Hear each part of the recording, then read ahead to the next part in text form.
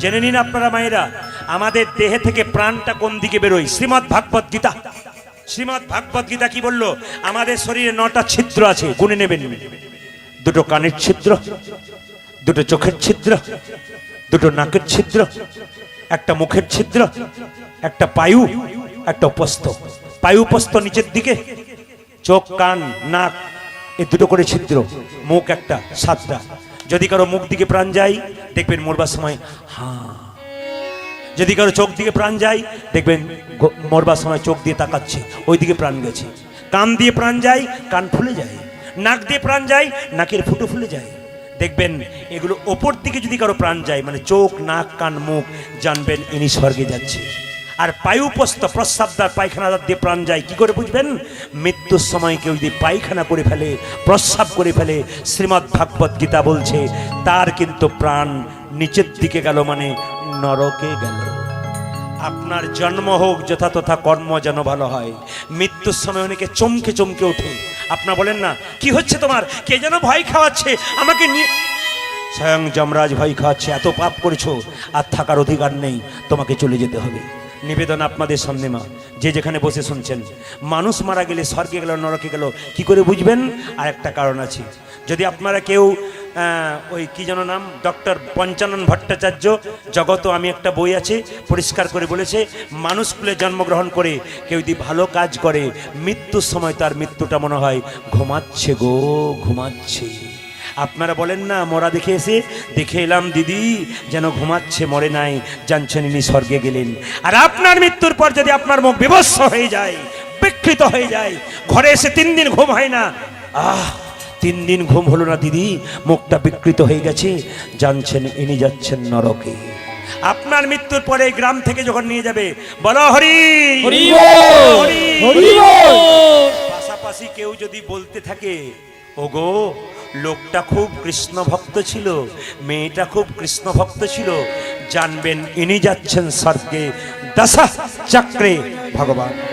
আর যদি আপনার মৃত্যুর পর কেউ যদি বলে লোকটা খুব দুষ্ট ছিল, বেটা গেল ভালো হলো, শান্তি পেল গ্রাম, জানবেন ইনি যাচ্ছেন নরকে। নারী যদি নারীর মতো হয়, পুরুষকে উপরে ওঠায়, আর নারী যদি আনারী হয়, পুরুষ নিচে নেমে যায়। মায়েরা, একমাত্র আপনারাই পারেন পুরুষকে উপরে ওঠাতে, আর আপনারা পারেন পুরুষকে নিচে নামাতে। নারী ছিল পদ্মাবতী, জয়দেবকে গোবিন্দ চরণ পাইয়ে দিয়েছিল।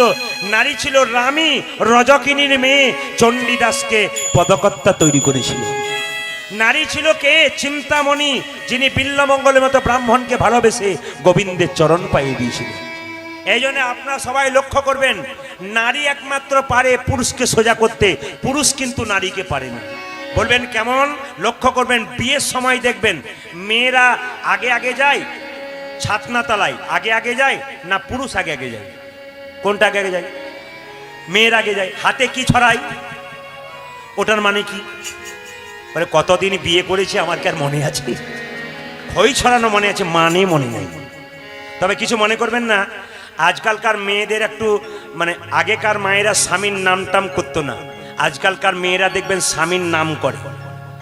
এখানে কেউ করে না, অন্য জায়গার জন্য বললাম। দেখো মায়েরা কি খুশি হয়ে বলছে এখানেও করে। আচ্ছা বলি, এই দিয়ে তাকান, শ্বশুর মশাই সামনে বসে আছে, আর তার সামনে মেয়েটি স্বামীর নাম ধরে ডাকছে, এই তাপস। কি ডিজাইনের ডাক, যেন ঠাকুমা নাতিকে ডাকছে না, একটু লজ্জা করাও দরকার না, কি বলছে? কিন্তু যারা ডাকে তারা বলছে কেন যে সামনে বসলাম, আমাকে একজন দেখা দেখি করছে, এই ডাকাডাকি করে না। বলে রাখি মেয়েরা, জেনে নিন, স্বামীর নাম করতে নেই।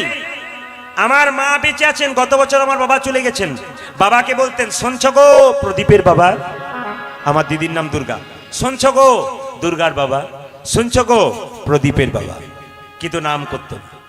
এখন অনেক মায়েরা এখানে কীর্তন শুনতে এসছেন, স্বামীর নাম অনেকে করে না। কিন্তু বলে রাখি মায়েরা, খুব মন দিয়ে শুনবেন, আমার পাশে বাড়িতে একটা কাকিমা ছিল, উনি বললেন প্রদীপ তোর তো কীর্তন শুনছি, খালি গুরু মন্ত্রের কথা বলিস, তা কাজ কর, গুরু মন্ত্র কি করে নেবো বলে দে। বললাম আমার গুরুদেবের কাছে নিয়ে নাও। বললাম আমি যার কাছে গুরু মন্ত্র নিচ্ছি তার কাছে নিয়ে নাও। আমি গুরুদেবকে, গুরু বাবাকে ফোন করলাম, বাবা একদিন আমার কাকিমাকে মন্ত্র দিয়ে চলে যাবে তো? ঠিক আছে বাবা। আমি গানে চলে গেলাম, উনি মন্ত্র দিতে এসছেন। মন্ত্র দেওয়া শেষ হয়ে গেছে, এইদিকে এইদিকে মন্ত্র দেওয়া শেষ হয়ে গেছে। এখন মন্ত্র দিয়েছে, আর কাকিমা খালি আমার মায়ের কাছে আসছে, আমি গানে আছি। কি বলছে দেখুন, প্রদীপ তো বললো মন্ত্র নিতে, নিলাম, ভালো হলো, কিন্তু এক জায়গায় গন্ডগোল হলো। এখন আমার মা ফোন করে বলে কি সব বলে গেছিস, এই দেখ উল্টো পাল্টা, বলে গন্ডগোল হলো। কি গন্ডগোল? আমি কীর্তন করে বাড়ি ফিরলাম, উনি আমার কাছে এসে বলছেন বাবা নিয়ে ফেললাম। বলে ভালো তো, খুব ভালো হয়েছে, কিন্তু একটা গন্ডগোল হয়ে গেল। বলে কি? গুরুদেব বলেছে মা তুমি গুরু মন্ত্র ভজনা করবার আগে মন্ত্র দেবো 3 বার ভজনা করবে, সকাল দুপুর সন্ধে, কিন্তু 3 বার তুমি হরে কৃষ্ণ মহামন্ত্র করবে, হরে কৃষ্ণ কৃষ্ণ কৃষ্ণ হরে হরে, হরে রাম রাম রাম হরে। কিন্তু বাবা তুই তো জানিস আমি এই কথাটা বলতে বলতে আটকে যাই, হরে কৃষ্ণ কৃষ্ণ কৃষ্ণ হরে হরে, তারপরে বলতে গিয়ে আর বলতে পারি না। বলে কেন? তুই তো জানিস তোর কাকার নাম কি? কি নাম বলুন তো? রাম। আপনারা সব জানেন বোধহয় নাকি? তুই তো জানিস তোর কাকার নাম কি? আমার কোনো অসুবিধা নাই কাকিমা, ভগবানের নামের সঙ্গে স্বামীর নাম হলে কোনো অসুবিধা নাই। বলবে বলছে তুই 1000 কীর্তন করতে পারিস, আমি তোর কথা শুনবই না। বলে কেন? ছোটোবেলায় বিয়ে হয়েছে, স্বামীর নাম করি না, আমি করবই না। বললাম ঠিক আছে তুমি কি করবে? বলছে আমার ছেলের নাম তো ফেলা, আমি সিদ্ধান্ত নিয়েছি এইভাবে হরিনাম করব। বলে কি?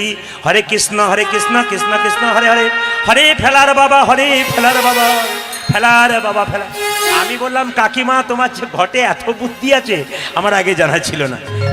ও মায়েরা তবু দেখুন স্বামীর নাম করবে না, কিন্তু আপনাদের দেখবেন অনেকে এখানে করে না, অন্য জায়গায় বলবেন রাধা রানী কি, শ্যাম সুন্দর কি। বলছে দক্ষিণ দেশে একজন ব্রাহ্মণ ছিল, তার নাম শিব শঙ্কর রায়। কি নাম বললাম? ধীরে, কি নাম বললাম? স্ত্রীর নাম কি? ভবানী দেবী। মায়েরা তো স্বামী স্ত্রীতে বিয়ে হয়েছে, কিন্তু ওদের বিয়ে হয়েছে কিন্তু গাড়ি বাড়ি সব আছে, একটা জিনিস নাই। কি নাই? সন্তান নাই। মায়ের কোলে বাচ্চা না খেললে মায়ের কোল মানায় না। ভবানী দেবী এত দেবদেবীর মন্দিরে পুজো করেছে, কোনোদিন বাচ্চা পায় নাই। একদিন পাড়ার মেয়েরা বলল ভবানী একটা জায়গায় গেলে তুই বাচ্চা পেতে পারিস। কার কাছে? সোমবার দিন যে ঠাকুরের পুজো হয়। কোন ঠাকুরের? মা কালীর। মা কালীর পুজো হয় সোমবার। সোমবার কার পুজো হয়? বাবা আপনাদের সব জানা আছে। আচ্ছা শিবের মাথায় জল ঢালেন? শিবের মাথায় ঢালেন না শিবলিঙ্গতে ঢালেন? তাহলে আপনাদের মনে প্রশ্ন জাগে না, সাধুগুরু বৈষ্ণব আছে, শিবলিঙ্গ কেন পুজো করা হয়? শিবলিঙ্গ পুজো করা কেন হয়? শিব ঠাকুর পুজো হয় না কেন? এ তত্ত্ব আপনাদের জানতে ইচ্ছে করে না? শিবলিঙ্গ পুজো হয় কেন একটা একটা করে জেনে নিন। শিবলিঙ্গ কেন পুজো হয়? বলছে সপ্ত ঋষি মানে 7 জন ঋষি না নিয়ে একজন যজ্ঞ করেছিল একটা, তো যজ্ঞের মধ্যে তো ফল পাবে নাকি, সেই ফলটা কাকে দেবে তারা চিন্তা মগ্ন হয়ে বসে আছে 7 জন ঋষি। সেই সময় নারদ মুনি এই পথ দিয়ে যাচ্ছিল। কি ব্যাপার মুনিবর, তোমরা চিন্তা করছো কেন? বলছে আমরা একটা যজ্ঞ করেছি, এই যজ্ঞের ফল কাকে দেবো সেই চিন্তা করছি। বলছে বেশ বেশ, তোমাদের কোনো চিন্তা নেই, আমি ব্যবস্থা করে দিচ্ছি। এই যজ্ঞের ফল 3 জন পাবে, ব্রহ্মা বিষ্ণু মহেশ্বর, কিন্তু 3 জনের মধ্যে একজন পাবে, যে ভগবান বলে বিবেচিত হবে সেই পাবে। তো প্রমাণ করতে হবে কে ভগবান, পরীক্ষা করতে হবে। ওই সপ্ত ঋষির মধ্যে একজন ঋষি ছিল, তার নাম হচ্ছে কি ভৃগু মুনি। তিনি চললেন পরীক্ষা করতে ব্রহ্মা বিষ্ণু মহেশ্বরকে কে ভগবান। জায়গা লক্ষ্য করুন, যখন ব্রহ্মার কাছে গেলেন, ব্রহ্মা তখন সরস্বতীর সঙ্গে বেদ চর্চা করছিল, কিন্তু চিৎকার করে বলল ব্রহ্মাদেব আমি এসেছি, কিন্তু এত বেদ চর্চায় মগ্ন ছিল যে ব্রহ্মার দিকে একবারও তাকায় নাই। ব্রহ্মা অভিশাপ দিল, অভিশাপ দিল ভৃগুমুনি, ওগো ব্রহ্মা অভিশাপ দিলাম, তোমার মন্দিরে পুজো হবে না, তোমার পুজোই হবে না, তোমার পুষ্করিণীতে নিতাই গৌর হরি বল থাকবে তুমি। তাই মায়েরা ব্রহ্মার পুজো হয় না। দেখবেন আপনার বাড়ি আমি গেলাম, যদি দাঁড়িয়ে রইলাম, আপনি আমাকে দেখলেন কিন্তু কিছু বললেন না, তার মানে আপনি আমাকে অপমান করে দিলেন। ব্রহ্মা অপমান করলো ভৃগুকে, তাই অভিশাপ দিল। এইবার যখন শিব দুর্গার কাছে কৈলাস পর্বতে গেছে মা, তখন শিব দুর্গা দুজনে প্রেম আলিঙ্গনে আবদ্ধ ছিল, প্রেম আলিঙ্গনে নির্জনে মিলনে ব্যস্ত ছিল তারা। আর সেই সময় ভৃগুমুনি প্রবেশ করেছে, আর শিব সঙ্গে সঙ্গে রেগে গিয়ে বলল চুপ করো, তোমার সাহস কম নয়, আমাদের স্বামী স্ত্রীর প্রেম আলিঙ্গনে আবদ্ধ হয়েছে, তুমি এখানে পৌঁছেছ, তুমি একজন মুনিবার, গলা একটু শব্দ করে আসতে পারো না? তখন অভিশাপ দিলেন ভৃগুমুনি, ওগো অসময়ে তোমরা প্রেম আলিঙ্গনে মত্ত ছিলে, আমি কি করে জানবো, একটা সময়ের ব্যাপার আছে, আমি অভিশাপ দিলাম। বলে কি? ওগো শিব তোমার পুজো হবে না, তোমার লিঙ্গ পুজো হবে। কোথা থেকে বলছি? অনেক শাস্ত্রের অনেক প্রমাণ আছে, আমি হিন্দু পুরাণ থেকে কথাগুলো বলছি। এবার যখন ভগবান বিষ্ণুর কাছে ভৃগুমুনি গেলেন মা, তখন ভৃগুমুনি যখন ভগবান বিষ্ণুর কাছে গেলেন, তখন ভগবান বিষ্ণু ঘুমাচ্ছিল। ভৃগুমুনি চিৎকার করে বলল, বিষ্ণু আমি এসেছি। বিষ্ণু ঘুমাচ্ছে ঘোর হয়ে। সঙ্গে সঙ্গে ভগবানের বক্ষে ভৃগুমুনি কি করলেন, বিষ্ণুর বক্ষে আঘাত করলেন। আর যেই না আঘাত করেছে, বিষ্ণুর ঘুম ভেঙে গিয়ে ভৃগুমুনির পাটাকে ধরেছে। আচ্ছা মুনিবর, তোমার পায়ে লাগেনি তো? সঙ্গে সঙ্গে বলল, বাবা আমি চমকে গেলাম, এটাই তো ভগবান যে ভক্তকে ভালোবাসতে পারে। হ্যাঁ হ্যাঁ ভৃগুমুনি, তুমি যে আমার বক্ষে আঘাত করলে, তোমার পদচিহ্ন আমি চিরকাল নিয়ে বেড়াবো। মায়েরা তিনটে তত্ত্ব জেনে নিলেন। ভগবান বিষ্ণু শ্রেষ্ঠ ভগবান হলো কেন, ব্রহ্মার পুজো হয় না কেন, আর শিবলিঙ্গের পুজো হয় কেন।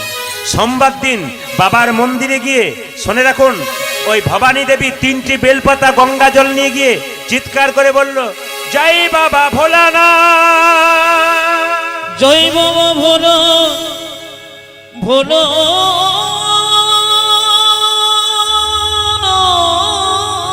জয় বাবা ভোলানাথ, জয় বাবা ভোলা।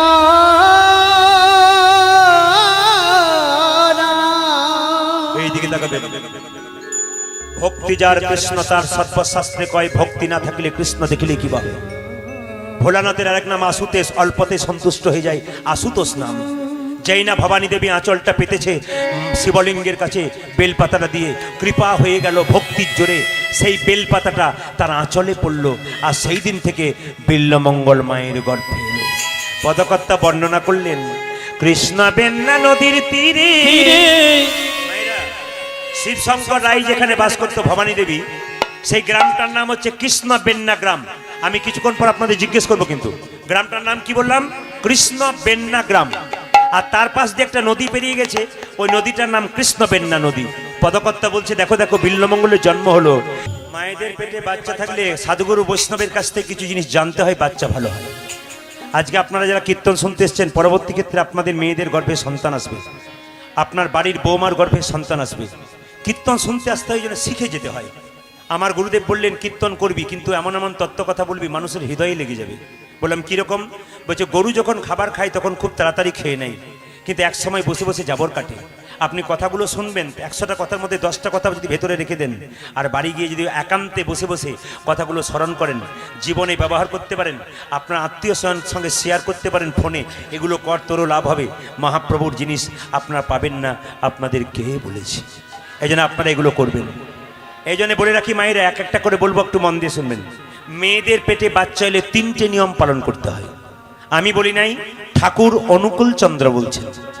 ঠাকুর অনুকূল চন্দ্রের বই যদি কেউ পড়েন, আপনারা একটু সুন্দর করে শুনবেন। ঠাকুর অনুকূল চন্দ্র বলছে, কেন কেন মেদিনীপুরে বিদ্যাসাগর আসছে না, কেন বীরভূমের মাটিতে রবীন্দ্রনাথ আসছে না, কেন নেতাজি সুভাষচন্দ্র আসছে না, কেন বিবেকানন্দ আসছে না, কেন কাপড় টানা বাচ্চা তৈরি হচ্ছে? কেন হচ্ছে? আপনাদের দোষে হচ্ছে, আমাদের দোষে হচ্ছে। আমরা বাচ্চা জন্ম দেওয়ার ক্ষণ জানি না, বাচ্চা জন্ম দিতে জানি না, ভালো বাচ্চা জন্ম হচ্ছে না। বলছে এরোপ্লেন সব জায়গায় ওড়ে, নামে না সব জায়গায়। যেখানে এয়ারপোর্ট প্ল্যাটফর্ম, সেখানে নামে। মহাপুরুষের আত্মা চারিদিকে ঘুরে বেড়াচ্ছে, ভালো প্ল্যাটফর্ম পাচ্ছে না। মায়েদের এই জায়গাটা ভালো নেই বলে ভালো বাচ্চা আসতে পারছে না। প্রশ্ন করবেন, প্রদীপ বাবু তাহলে আমাদের এই প্ল্যাটফর্মটাকে ভালো করতে গেলে কি করতে হবে? আমি বলি নাই, অনুকূল ঠাকুর বলছেন। মেয়েদের পেটে বাচ্চা এলে সবচাইতে আমাদের দুঃখ কি লাগে জানেন? আমরা যখন এই কথাগুলো বলি না, কোনো মেয়ের পেটে বাচ্চা আছে, সে নিয়ম পালন করে, তখন আমাকে ফোন করে বলে, প্রদীপ বাবু, বলে কি নিয়ম তো পালন করছি পেটে বাচ্চা থাকাকালীন, আমার শাশুড়ি মা বলছে পেটে বাচ্চা থাকলে তুলসী মন্দিরে জল দিবি না। এখন শাশুড়ির কথা শুনবো না আপনার কথা শুনবো? এই দিকে তাকান। আমি বললাম তুমি শাশুড়ির কথাই শোনো। বলে কেন? আমি তো তোমার চাইতে 100 কিলোমিটার দূরে আছি, ও যদি তোমাকে বিষ দিয়ে মেরে দেয়, না শুনলে তুমি ওরটাই শোনো, আমারটা শোনার দরকার নেই। জেনে নিন মায়েরা, তর্ক করে নয়, শাস্ত্রের বিধানে যেতে হবে আমাদের। অনুকূল ঠাকুরজি বললেন, মেয়েদের পেটে বাচ্চা থাকলে তিনটে নিয়ম। প্রথম নিয়ম কি? যেদিন থেকে আপনি জানতে পারলেন আপনার গর্ভে সন্তান এসেছে, তার আগে থেকেও করবেন, কিন্তু সেই দিন থেকে বেশি করবেন। কেন? মাটি যদি হয় খাঁটি, সোনার সোনার সোনার ফসল ফলে। আপনাদের মেদিনীপুরে ঈশ্বরচন্দ্র বিদ্যাসাগরের জন্ম হয়েছে, পৃথিবীর প্রত্যেকটা মানুষ ছিল। কেন চিনল? মা ছিল সেই রকম, সন্তান হলো সেই রকম। তিনি সাগরের মা হলেন, তিনি খালের মা নয়, বিলের মা নয়, সাগরের মা। কেন? সবাই তো জানেন। বিদ্যাসাগর মহাশয় তার মায়ের জন্য একটা শাল এনেছিল, সে নাই বাক্সে ভরেছিল। জিজ্ঞেস করেছিল, মা শালটা তুমি গায়ে নিলে না কেন? নেবো কি করে? কেন? পাড়া প্রতিবেশীর কত মা ঠান্ডায় থরথর করে কাঁপে, কেউ আমাকে কাকি বলে, কেউ মাসি বলে, কেউ দিদি বলে। আমার চোখের সামনে সকালবেলায় ঠান্ডার করে থরথর করে কাঁপবে, আমি মা হয়ে কেমন করে আমি তাদের সামনে শাল পরবো বল? কি করব মা? যেদিন তুই ওদের জন্য চাদর আনবি সেদিন আমি শাল পরব। এরকম মা না হলে কি সাগরের মতো ছেলে জন্ম দেয়? স্বার্থপর মা তো স্বার্থপর বাচ্চা তৈরি করবে। আমি আমার প্রমাণ দিয়ে দিচ্ছি। আমাদের পাশের বাড়িতে একটা মেয়ে তার বাচ্চাকে বলছে, 4টে করে পরোটা করে দি, তুই স্কুলে যাস, নিজে খাবি, কাউকে দিবি না, দিলে তোর একদিন কি আমার একদিন। ছেলে বলছে, মা আমার 3 জন বন্ধু, তার মায়েরা খুব গরিব, সকালবেলায় খাটতে চলে যায়, সন্ধ্যাবেলায় আসে, খিদের জ্বালায় আমার সামনে বসে, 4টে পরোটা আমার কাছে থাকে, 3 জনকে দিই, আমি একটা। চুপ কর! আমি খেটে খেটে মরবো আর লোকের ছেলের পেট ভরাবি? এই দেখ, আমার সামনে কান মুলে প্রতিজ্ঞা কর, নিজে খাবি, কাউকে দিবি না। ছেলে প্রতিজ্ঞা করলো, মা গো নিজে খাবো, কাউকে দেবো না, নিজে খাবো, কাউকে দেবো না। ছেলে বড় হলো, চাকরি পেলো, বিয়ে করলো, সংসার হলো, নিজে খেলো, মা বাবাকেই দিল না। আপনারা তৈরি করে দিয়েছেন, যেমন তৈরি করবেন সেরকম তো শিক্ষা পাবেন আপনারা। এই জন্য বলে দিই মায়েদেরকে, হ্যাঁ এই জন্য বলে দিই, আপনারা যেমন তৈরি করবেন সেরকম আপনাদের বাচ্চা তৈরি হবে। বলে রাখি, পেটে বাচ্চা থাকলে সেই মেয়ে প্রত্যেক দিন স্নান করে মন্দিরে ভক্তি ভরে প্রণাম করবে, এবং প্রণাম করে একটা কথাই বলবে, ঠাকুর কিছু দাও আর না দাও, একটি কৃষ্ণ ভক্ত সন্তান দাও। সে ছেলে হয় আর মেয়ে হয়। কেন? কৃষ্ণ ভক্ত সন্তান যদি সংসারে 10 বছর বেঁচে থাকে লাভ আছে, আর অভক্ত যদি 100 বছর বাঁচে তবে লস আছে। কেন? সে যতদিন বাঁচবে অভক্ত মানুষ, শয়তান মানুষ, বদমাইশ মানুষ, এরা আরো 100টা বদমাইশ তৈরি করে দিয়ে যাবে। আর কৃষ্ণ ভক্ত মানুষ যতদিন বাঁচবে ততদিন কৃষ্ণ ভক্ত। এই জন্যে এই প্রার্থনা আপনার বৌমাকে, আপনার মেয়েকে করাবেন, দেখবেন লাভ আছে। দ্বিতীয় কি? প্রত্যেক দিন তুলসী মন্দিরে 1 ঘটি করে জল দেবে না। আপনারা অনেকে ইউটিউবে শুনেছেন, শুধু একটু ছোট করে বলতে চাই, শুধুমাত্র মেয়েরা দেবে তা নয়, বাড়ির প্রত্যেকটা মানুষ, বাচ্চা থেকে বুড়ো, সবাই স্নান করার পর তুলসী গাছে জল দেবে। কবার প্রদক্ষিণ করবে কারো জানা আছে? 4 বার। ডান দিক থেকে না বাঁ দিক থেকে? ডান দিক থেকে প্রদক্ষিণ করবে। তুলসী পাতা যখন তুলবেন, পাতা বা গাছের ডাল যেন ভেঙে না যায়, ভেঙে গেলে কৃষ্ণের অঙ্গে আঘাত করা হয়। পশ্চিম দিকে মুখ করে কেউ তুলসী পাতা তুলবেন না। প্রশ্ন করবেন কেন? ওদিকে মুসলমানরা নামাজ পড়ে বলে? না না, এখানে আমাদের সূর্যদেব প্রধান দেবতা, তাই সূর্যকে পিছু করে হিন্দু কোনো ভালো কাজ করবে না। তুলসী গাছে যখন জল দেবেন মায়েরা, তখন মাথায় রাখবেন একটা শুভ্র পোশাক পরবেন। স্কুলে যেতে গেলে যেমন একটা পোশাকের দরকার হয়, বৈষ্ণব বাবারা যেমন কীর্তন শুনতে এসছে, একটা পোশাক আছে। পোশাক কিন্তু মানুষকে বদলে দেয়। দেখবেন আপনি বেনারসি শাড়ি পরে মন্দিরে গেলেন, আপনার মনটা ভগবানের দিকে যাবে না, শাড়ির দিকে যাবে। আর পবিত্র পোশাক পরে যাবেন, আপনি পোশাকের দিকে নজর তো থাকবে, হৃদয়টা আরও শুদ্ধ হয়ে যাবে। এই জন্য পবিত্র মন নিলে পবিত্র পোশাক পরতে হয় মা। আপনার সবাই শুনবেন একটা একটা করে যে কথাগুলো বলছি। মন্দিরে যখন তুলসী মন্দিরে জল দেবেন দাদা ভাইরা, গামছা পরে দেবেন, ধুতি পরে দেবেন, কিন্তু কোচা করে দেবেন। ভিজে গামছা পরে নয়, ভিজে কাপড় পরে নয়। ভিজে কাপড়ের জল যদি পায়ের মধ্যে পড়ে তবে সেই অপরাধ হয়, এই জন্য আপনারা দেবেন না। তুলসী পাতা তুলবেন, কিন্তু পাতা তুলতে তুলতে পাতা বা গাছের ডাল যেন ভেঙে না যায়। পঞ্চতত্ত্বের ছবিতে তুলসী পাতা দেবেন, মহাপ্রভুর চরণে দেবেন, নিতাইয়ের চরণে দেবেন, অদ্বৈতের চরণে দেবেন, গদাধরকে দেবেন না, শ্রীবাসকে দেবেন না। মহাপ্রভুকে কেন দেবেন না? মহাপ্রভুকে দেবেন বজেন্দ্র নন্দন যেই, শচীসুত হলো সেই, বলরাম হইল নিতাই। ওরা কৃষ্ণ, ওরা তো গৌর নিতাই। এই দেখুন বলরাম এবং কৃষ্ণ ওরা গৌর নিতাই, ওদেরকে দেবেন। অদ্বৈত বিষ্ণু, মহাবিষ্ণুর অবতার, তাকে দেবেন। দেবেন না কাকে? গদাধরকে। কেন? উনি হচ্ছেন রাধা ভাব। দেবেন না কাকে? শ্রীবাস, উনি নারদ, উনি হচ্ছেন ভক্তিতত্ত্ব। একজন শক্তিতত্ত্ব, একজন ভক্তিতত্ত্ব। হ্যাঁ, রাধাকৃষ্ণ যুগলে থাকলে আপনি কৃষ্ণের পায়ে দেবেন, কিন্তু রাধার হাতে দেবেন। কেন? রাধা গোবিন্দের চরণে তুলসী পত্র দেয়।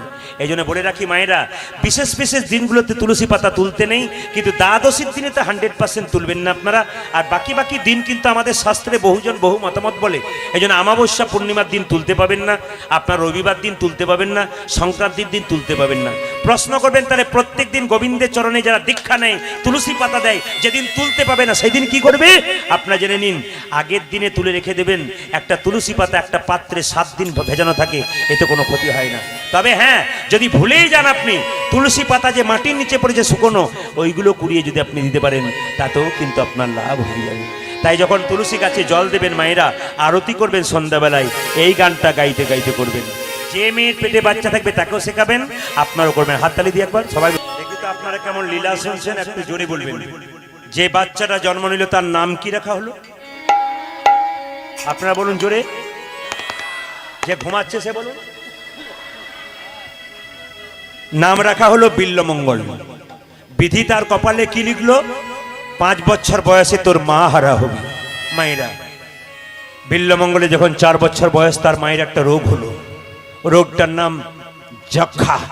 যক্ষা যক্ষা টিবি। এই দিকে তাকান। তখনকার দিনে যক্ষা রোগ খুব ছোঁয়াচে ছিল, কেউ কাছে যেত না। বিল্লমঙ্গলের মা ভবানী দেবীর যখন যক্ষা রোগ হয়ে গেল মা, তখন কাঁদতে কাঁদতে বিছানায় শয্যায় একবারে বিলীন হয়ে গেল বিছানার সঙ্গে। হাড়গুলো বেরিয়ে গেছে, কঙ্কাল ছাড় হয়ে গেছে। বিল্লমঙ্গল চিৎকার করে ছুটে আসে, মা একবার কোলে নাও মা।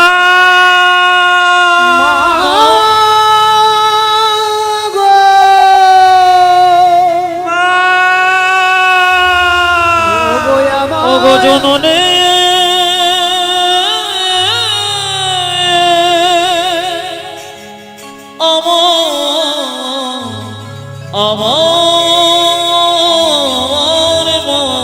এইদিকে বিল্লমঙ্গলের মা ভবানী দেবী যখন দেখলো ছেলে বারবার আমার কোলে আসছে, চাপবার চেষ্টা করছে কোলে, সঙ্গে সঙ্গে বললো, দূর হয়ে যা হাতা ছাড়া, দূর হয়ে যা তুই, আর খবরদার আমার কাছে আসবি। আচ্ছা বলুন তো আপনারা, একজন মায়ের কাছে বাচ্চা যদি বারবার আসে, মা যদি কোলে না নেয়, বাচ্চার কি অবস্থা হয়? বিল্লমঙ্গল ছুটে ছুটে যাচ্ছে মায়ের কাছে কোলে নেবে বলে, কিন্তু মা নিচ্ছে না। তাহলে আপনাদের মনে কি প্রশ্ন জেগে গেল এইটাই, যে মা বাচ্চাকে ভালোবাসে না? ভালোবাসে গো। এইদিকে তাকাবেন। একটা হনুমানের বাচ্চা, এইদিকে এইদিকে এইদিকে, একটা হনুমানের বাচ্চাকে মা কি করে? পেটে কোলে করে নিয়ে চলে যায়, এ প্রাচীর থেকে ও প্রাচীর নিয়ে যায়। একটা গাভীর বাচ্চা, বাছুরকে আপনি নিয়ে যান, দেখবেন গাভী দড়ি ছিঁড়ে তার পেছনে যায়। কেন বলুন তো? বাচ্চা যাতে বিপদে না পড়ে, কেউ যাতে নিয়ে না চলে যায়। তাহলে বিল্লমঙ্গল মায়ের কাছে আসছে, কিন্তু বিল্লমঙ্গলের মা দূর দূর করে তাড়িয়ে দিচ্ছে। কেন? সে কি ভালোবাসে না? ভালোবাসে। আসলে সে জানে যে রোগ আমার হয়েছে, আমার ছেলে যদি বারবার আমার কোলে আসে, সেই রোগ যদি আমার ছেলের মধ্যে যায়, আমার বংশে প্রদীপ জ্বালানোর কেউ থাকবে না। দূর হয়ে যা তুই, দূর হয়ে যা।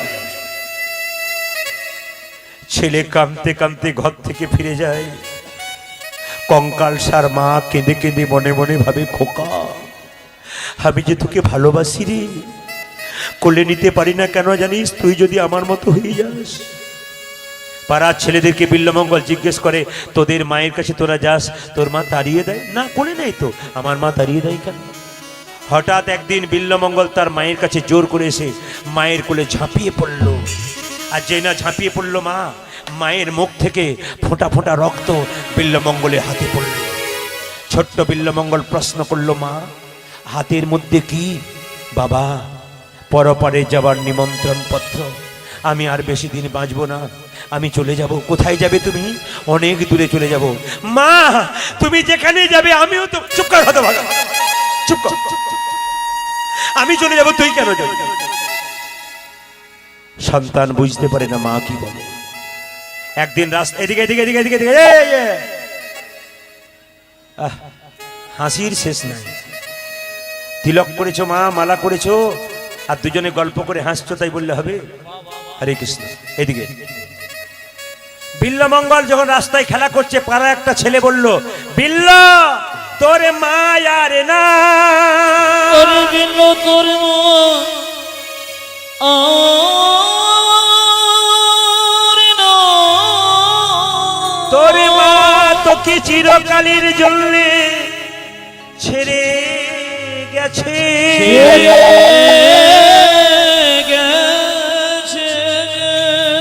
হরে কৃষ্ণ। যখন বিল্বমঙ্গল শুনল তার মা মরে গেছে, আপনি অনুভব করবেন, একটা 5 বছরের বাচ্চাকে আপনি বলুন তো তোর মা মরে গেছে, কি বোঝে দেখবেন? যখন বিল্বমঙ্গলকে বলে তোর মা মরে গেছে, তখন বিল্বমঙ্গল পাড়ার মেয়েদেরকে বলছে, দিদি ও দিদি, মা মরে গেলে কি হয়? ও দিদি ও মাসি, মা মরে গেলে কি হয়? ও পিসি পিসি পিসি, আমার মা নাকি মরে গেছে। মা, একজন বলল, মা মরে গেল তো কি হবে? আমাকে মা বলবি? ও তো দুদিনের জন্য মা। আসল মা চলে গেলে কি সংসারে আর আসল মা পাওয়া যায়? আপনাদের কাছে নিবেদন রইল, কীর্তন যদি শেখা হয়, কীর্তন যদি জীবন পরিবর্তন হয়, কীর্তন যদি মানুষকে চৈতন্য পরিবর্তন করে দেয়। আজকে কীর্তনে আসরে আপনারা লক্ষ্য করুন, অগণিত মানুষ, অগণিত ভক্ত দাঁড়িয়ে আছেন। প্যান্ডেল খুলে বাইরে পর্যন্ত বহু মানুষ, বহু মায়েরা, বহু দিদিরা অন্ধকারে ঝোপের মধ্যে দাঁড়িয়ে আছেন কীর্তন রস আস্বাদন করার জন্য। আপনাদের কাছে একটাই নিবেদন রইল, সংসারে মা কাঁদাবেন না। যার বাড়িতে মা কাঁদে তার সুখ হয় না। গাড়ি বাড়ি টাকা পয়সা সব হয়, সুখ হয় না। আমার যিনি গুরু মহারাজ, তিনি একদিন আমাকে বলেছিলেন, প্রদীপ, এই জগতে সুখী কেউ নাই, সবাই দুঃখী। বললাম প্রমাণ? বলে আয়। রোডের পাশে গুরু মহারাজ দাঁড়িয়ে আছেন, একটা সুন্দর চকচকে গাড়িতে কয়েকজন আসছে। আমি বললাম, বাবা ইনি বোধহয় সুখী। কি করে বুঝলি? চকচকে গাড়ি, ঝকঝক করছে নতুন গাড়ি, ওই দেখো এইদিকে আসছে, বাবা ইনি বোধহয় সুখী। উনি বললেন, না, অনেক মানুষকে চকচকে দেখতে পাস, কিন্তু ভেতরে তার হাজার রোগে ভরা রে। চকচকে শরীর আছে কিন্তু সুখ নাই। গাড়ির ভেতরে যারা বসে আছে, বাইরেটা চকচকে, ভেতরে সুখ নাই, দেখবি? বললাম দেখাও। এই যে ভাই, দাঁড় করাও গাড়ি। আরে আরে দাঁড়াতে বলবেন না, আমাদের ছেলে হসপিটালে ভর্তি হয়ে আছে, তাড়াতাড়ি ছাড়ুন, যেতে হবে। একজন মা কাঁদছে। দেখলি বাবা, যে চকচকে গাড়িটা দূর থেকে আসছিল, বাইরেটা চকচকে, ভেতরে কি চলছে? সুখী কেউ নাই।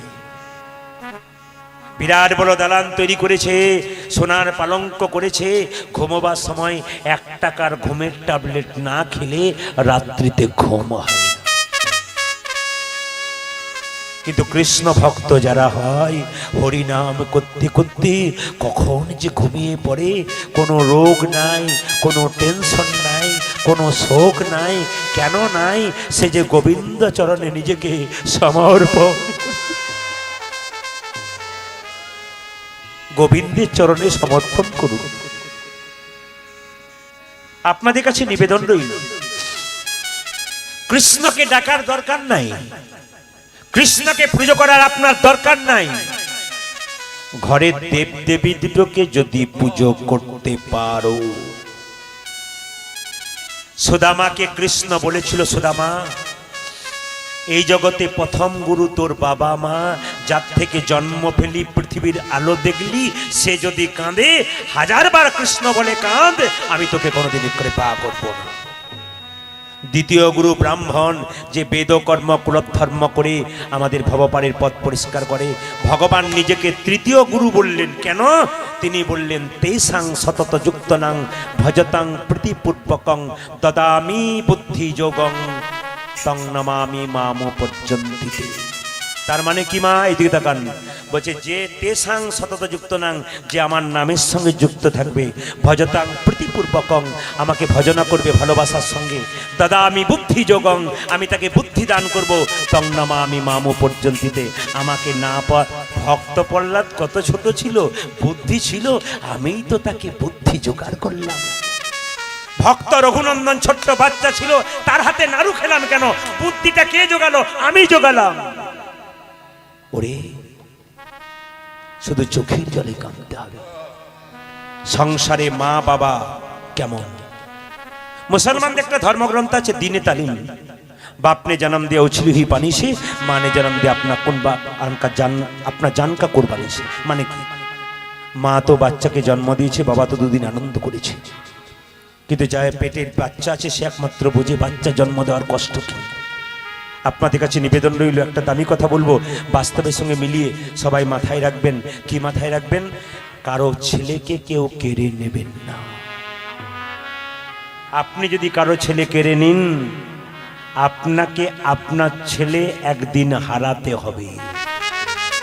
আমার ছোট ছোট বোনগুলোকে বলবো, রক্তের অহংকারে যৌবনত্ব প্রেয়ে বৃদ্ধ বৃদ্ধাকে কাঁদিও না, তাকে একপাশে ফেলে দিলে তোমার ছেলে যখন বড় হবে তখন তোমাকে একদিন কাঁদাবে, সেদিন বুঝতে পারবে আমি ফল কি পেলাম। আপনি খারাপ কর্ম করবেন, ভগবান ফল দেয় না, ফল তো আপনি পাবেন। একজন চোর চুরি করেছে, খারাপ কাজ করেছে, ওকে কোমরে দড়ি দিয়ে জেলখানায় নিয়ে যাওয়া হয়। একজন ভালো কাজ করেছে, ফুলের মালা দিয়ে তাকে রথের উপরে নিয়ে যাওয়া হয়। এ তো নিজের নিজের কর্মের ফল। এই জন্য আপনাদের কাছে বলে দিই, ছোট ছোট বোনগুলো যারা আছে, নতুন বিয়ে হয়েছে বা বাচ্চা হয়েছে, গাছ আগে না ফল আগে? জোরে বলবে তোমরা, জোরে বলো, গাছ আগে না ফল আগে? জোরে বলুন, গাছ আগে না ফল আগে? আচ্ছা, যদি এখন মুখে তো বললেন গাছ আগে ফল আগে, গাছ আগে নয়, গাছ আগে ফল পড়ে। তাহলে এবার বলুন তো, আপনি যাকে স্বামী রূপে পেয়েছেন কোথা থেকে পেলেন? কোথা থেকে পেলেন আপনি? দিব্যি তো বলছেন আমার এই শাড়ি চাই, এই সোনা চাই, কোথা থেকে পেলেন আপনি? যে গাছ থেকে পেলেন সেই গাছের গোড়াতে জল না দিলে ফল যে পচে যাবে, লাভ হবে না। আসল দেবদেবী দুটোকে পুজো করো। যেদিন তুমি বাড়িতে ঢুকেছিলে, শ্বশুর মশাই শাশুড়ি মা বলেছিল আমার মা এসেছে, কেউ বলেছে বৌমা এসেছে। মা বলে যাকে ডেকেছে, তুমি যদি তার মান রাখতে না পারো, তবে মা নামের কলঙ্কিত হয়ে থাকবে, তুমি মা কোনোদিনও হতে। ওই জন্য বলে রাখি বাবা, সংসারে কাজ করবেন কিন্তু বিচার করে করবেন। এইদিকে বৃদ্ধ বাবা আর বৃদ্ধা মাকে কাঁদাবেন না। বাবা হলো ছাদ, মা হলো খুঁটি, দুটো শক্ত থাকবে তো বাড়ি শক্ত, আর সে যদি চলে যায় বাড়ি ভেঙে যাবে। আমি তার প্রমাণ। গত বছর আমার বাবা মারা গেছেন 81 বছর বয়সে। আমার বাবা আমাকে বলতেন, প্রদীপ তুই যদি মেয়ে হতিস না আমি খুব সুখে থাকতাম। বলে কেন, দুঃখ তোমার কি? আমি জিজ্ঞেস করতাম। দুঃখ একটাই, তোর সংসার সামলাতে সামলাতে আমার গয়া কাশী বৃন্দাবন হলো না বাবা। তোর মেয়ে, তোর স্ত্রী, আমার স্ত্রী, তোর মাকে রাখতে গিয়ে, সংসারের সব দায়িত্ব পূরণ করতে গিয়ে তুই তো বাইরে চলে গেলি, আমার আর গয়া কাশী যাওয়া হলো। আমি সেই দিন বুঝতাম এমন একজন প্রহরী দরজার সামনে আছে, কোন পুরুষের ক্ষমতা নাই, সেখানে ঢুকে যায়। বৃদ্ধ বাবারা যতদিন সংসারে বেঁচে আছে, দাদা ভাই আপনি যতই বাইরে যান, আপনার হিম্মত থাকবে, কেউ থাকার না থাক, আমার বাবা আছে। একটা শক্ত গাছের আড়ালে আপনি আছেন। এখনো আমার ভরসা এইটাই। দুটো, আমার একজন স্ত্রী, দুটি মেয়ে, আমার মা, 4 জনই মেয়ে বাড়িতে আছে, তাদেরকে রেখে এসেছি। তবু ভরসা একটাই, আমার মা আছে তো, কেউ ঢুকতে পারবে না, কারো ক্ষমতা নাই। যেদিন সেই গাছটা চলে যাবে সেই দিন বুঝতে পারবো জগৎ আমার।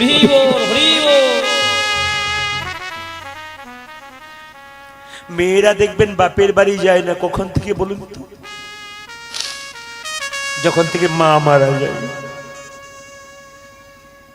মেয়েরা অনেকে ঘরের দরজায় বসে বসে কাঁদে, দিদি তুমি কাঁদছো কেন? আজকে ভাই ফোটার দিন, যাবার ইচ্ছা ছিল কিন্তু যেতে পারি না। কেন? আমার আসল জিনিসটাই বাড়িতে নাই, মা নাই, কার কাছে যাব? বৃদ্ধ বাবাটা বেঁচে ছিল, সেও চলে গেল, আমি কার কাছে যাব?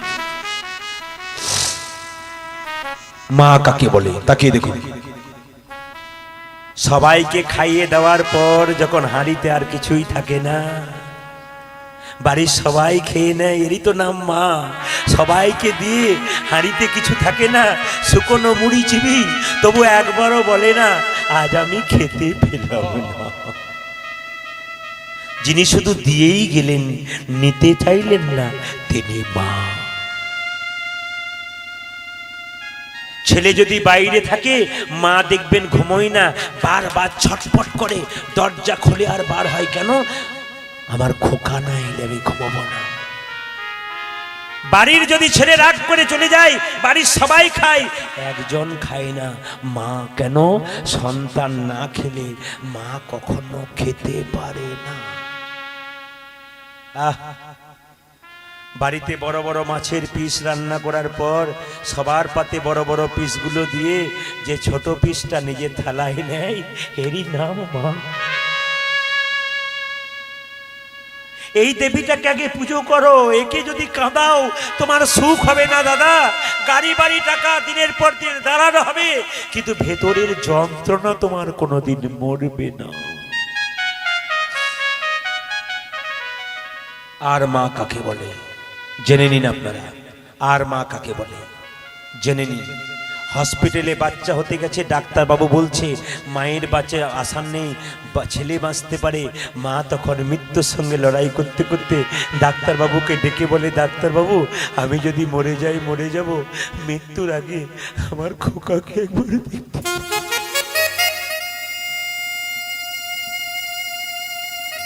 কীর্তন কেমন জিনিস দেখুন।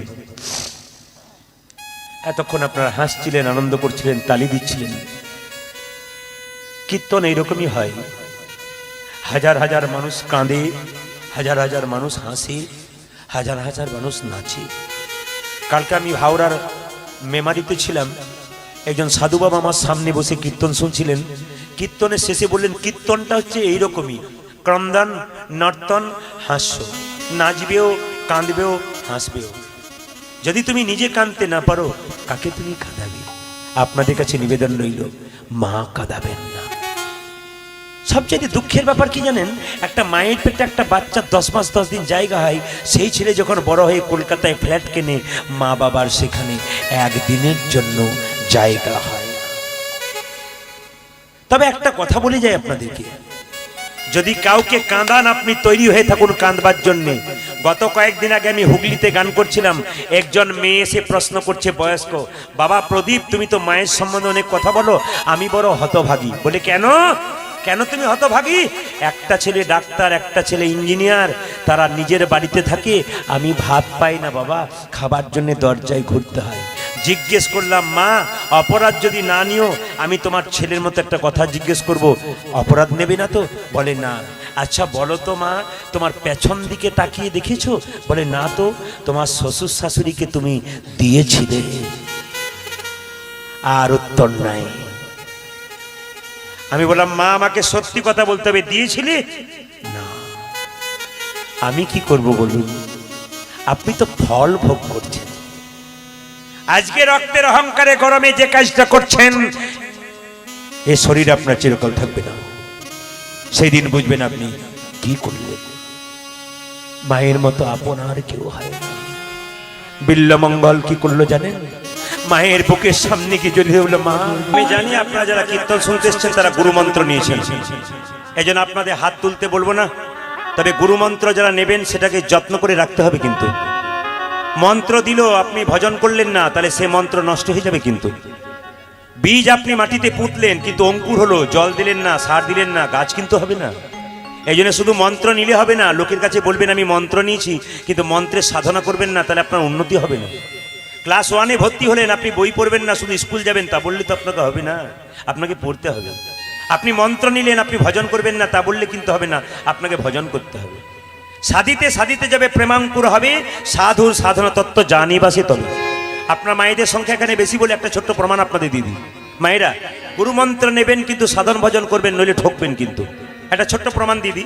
একটা গ্রামে একজন শাশুড়ি মা গুরুমাকে ডেকেছেন, বাবা আমার দুটো ছেলের বিয়ে হয়ে গেল, বৌমারা মন্ত্র নেয় নাই, দেবার ব্যবস্থা করো। যারা পাকা গুরু হয় তারা হুট করে মন্ত্র দেয় না, যারা পাকা চাষি হয় মাটিতে হুট করে বীজ ফেলে না। যে মাটি উর্বর সেখানে বীজ ফেলে, যে মাটি উর্বর নয় সেখানে বীজ ফেলে না। ইস্কন মন্দিরে আপনি যান, ওরা কি করে বলুন তো? ওরা কিন্তু প্রথমে মন্ত্র দেয় না, কি করে? প্রথমে বলে হরে কৃষ্ণ মহামন্ত্র নাম 1 বছর ধরে ভজনা করো, মাটিটা তৈরি করো, বীজ ফেললেই কাজ। এই জন্যে আগে মন্ত্র ভজনা করতে হয়, মহামন্ত্র। মন্ত্রের ওপরে সবচাইতে উঁচু জায়গা আছে, মহামন্ত্র ভজন করতে হয়। আপনি মন্ত্র ভজনা করলেন, এবার গুরুদেব এলেন, শাশুড়ি মা বললেন বাবা মন্ত্র দিয়ে দাও।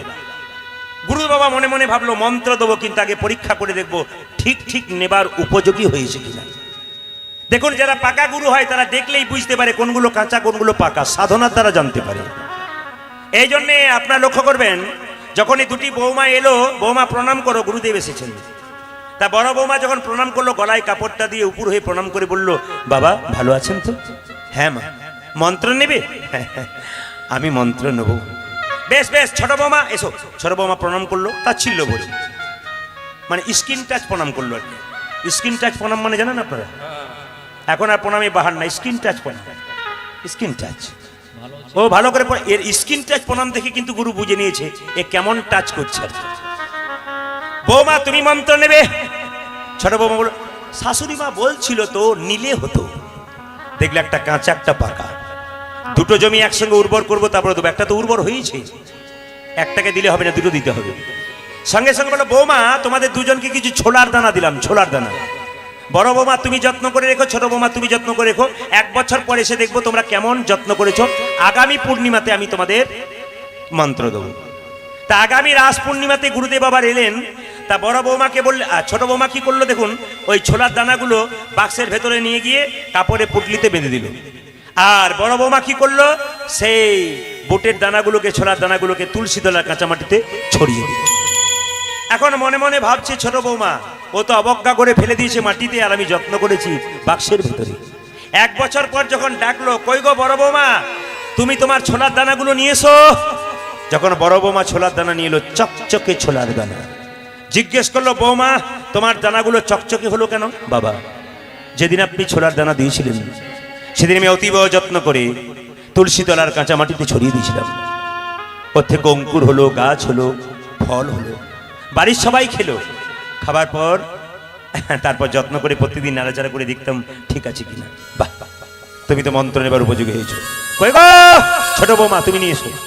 এখন ছোট বৌমা যখন নিয়ে এলো, বাক্সের ভেতর থেকে বের করছে, একটা বুটের মধ্যে 10টা করে জানালা হয়ে গেছে।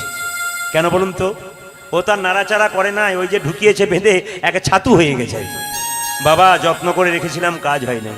বলছে মা বড় বৌমা মন্ত্র নেবার উপযোগী হয়েছে, তুমি এখনো হয়নি। কারণ কি? বলছে সাধিতে সাধিতে যবে প্রেমাঙ্কুর হবে, সাধু সাধন তত্ত্ব জানিবাসে তবে। শুধু গুরু মন্ত্র নিলে হবে না, আপনাকে ভজন করতে হবে। তবে হ্যাঁ একজন আমাকে প্রশ্ন করছে, প্রদীপ বাবু এ মন্ত্র নিতে গেলে তো গুরুকে বহু জিনিস দিতে হয়, কেন গুরুর কাছ থেকে নেব? যে বইতে মন্ত্রটা লেখা আছে ওটা বলে দিন তো, মুখস্থ করে কাজ হয়ে যাবে। রামকৃষ্ণ দেবকে এই প্রশ্ন করেছিল একজন নরেন বিবেকানন্দ, ঠাকুর মন্ত্র নিতে বলছো তুমি গুরুর কাছ থেকে, আমি গুরুর কাছ থেকে নেব না, টাকা পয়সা চাল ডাল দেবার ক্ষমতা আমার নাই, তুমি বইয়ে থেকে বলে দাও, মন্ত্র মুখস্থ করে দেবো, বলে দেবো। ঠাকুর বললেন ওরে যদি তুই বই থেকে মুখস্থ করে বলিস তাও গোবিন্দ পাবি, আর যদি গুরুর কাছ থেকে নিস তাও গোবিন্দ পাবি। তবে তফাৎ আছে। কিরকম তফাৎ? বই থেকে মুখস্থ করলে দেরিতে পাবি, আর গুরুর কাছ থেকে নিলে তাড়াতাড়ি পাবি। বলছে বুঝতে পারলাম না, একটু খুলে বুঝিয়ে দাও।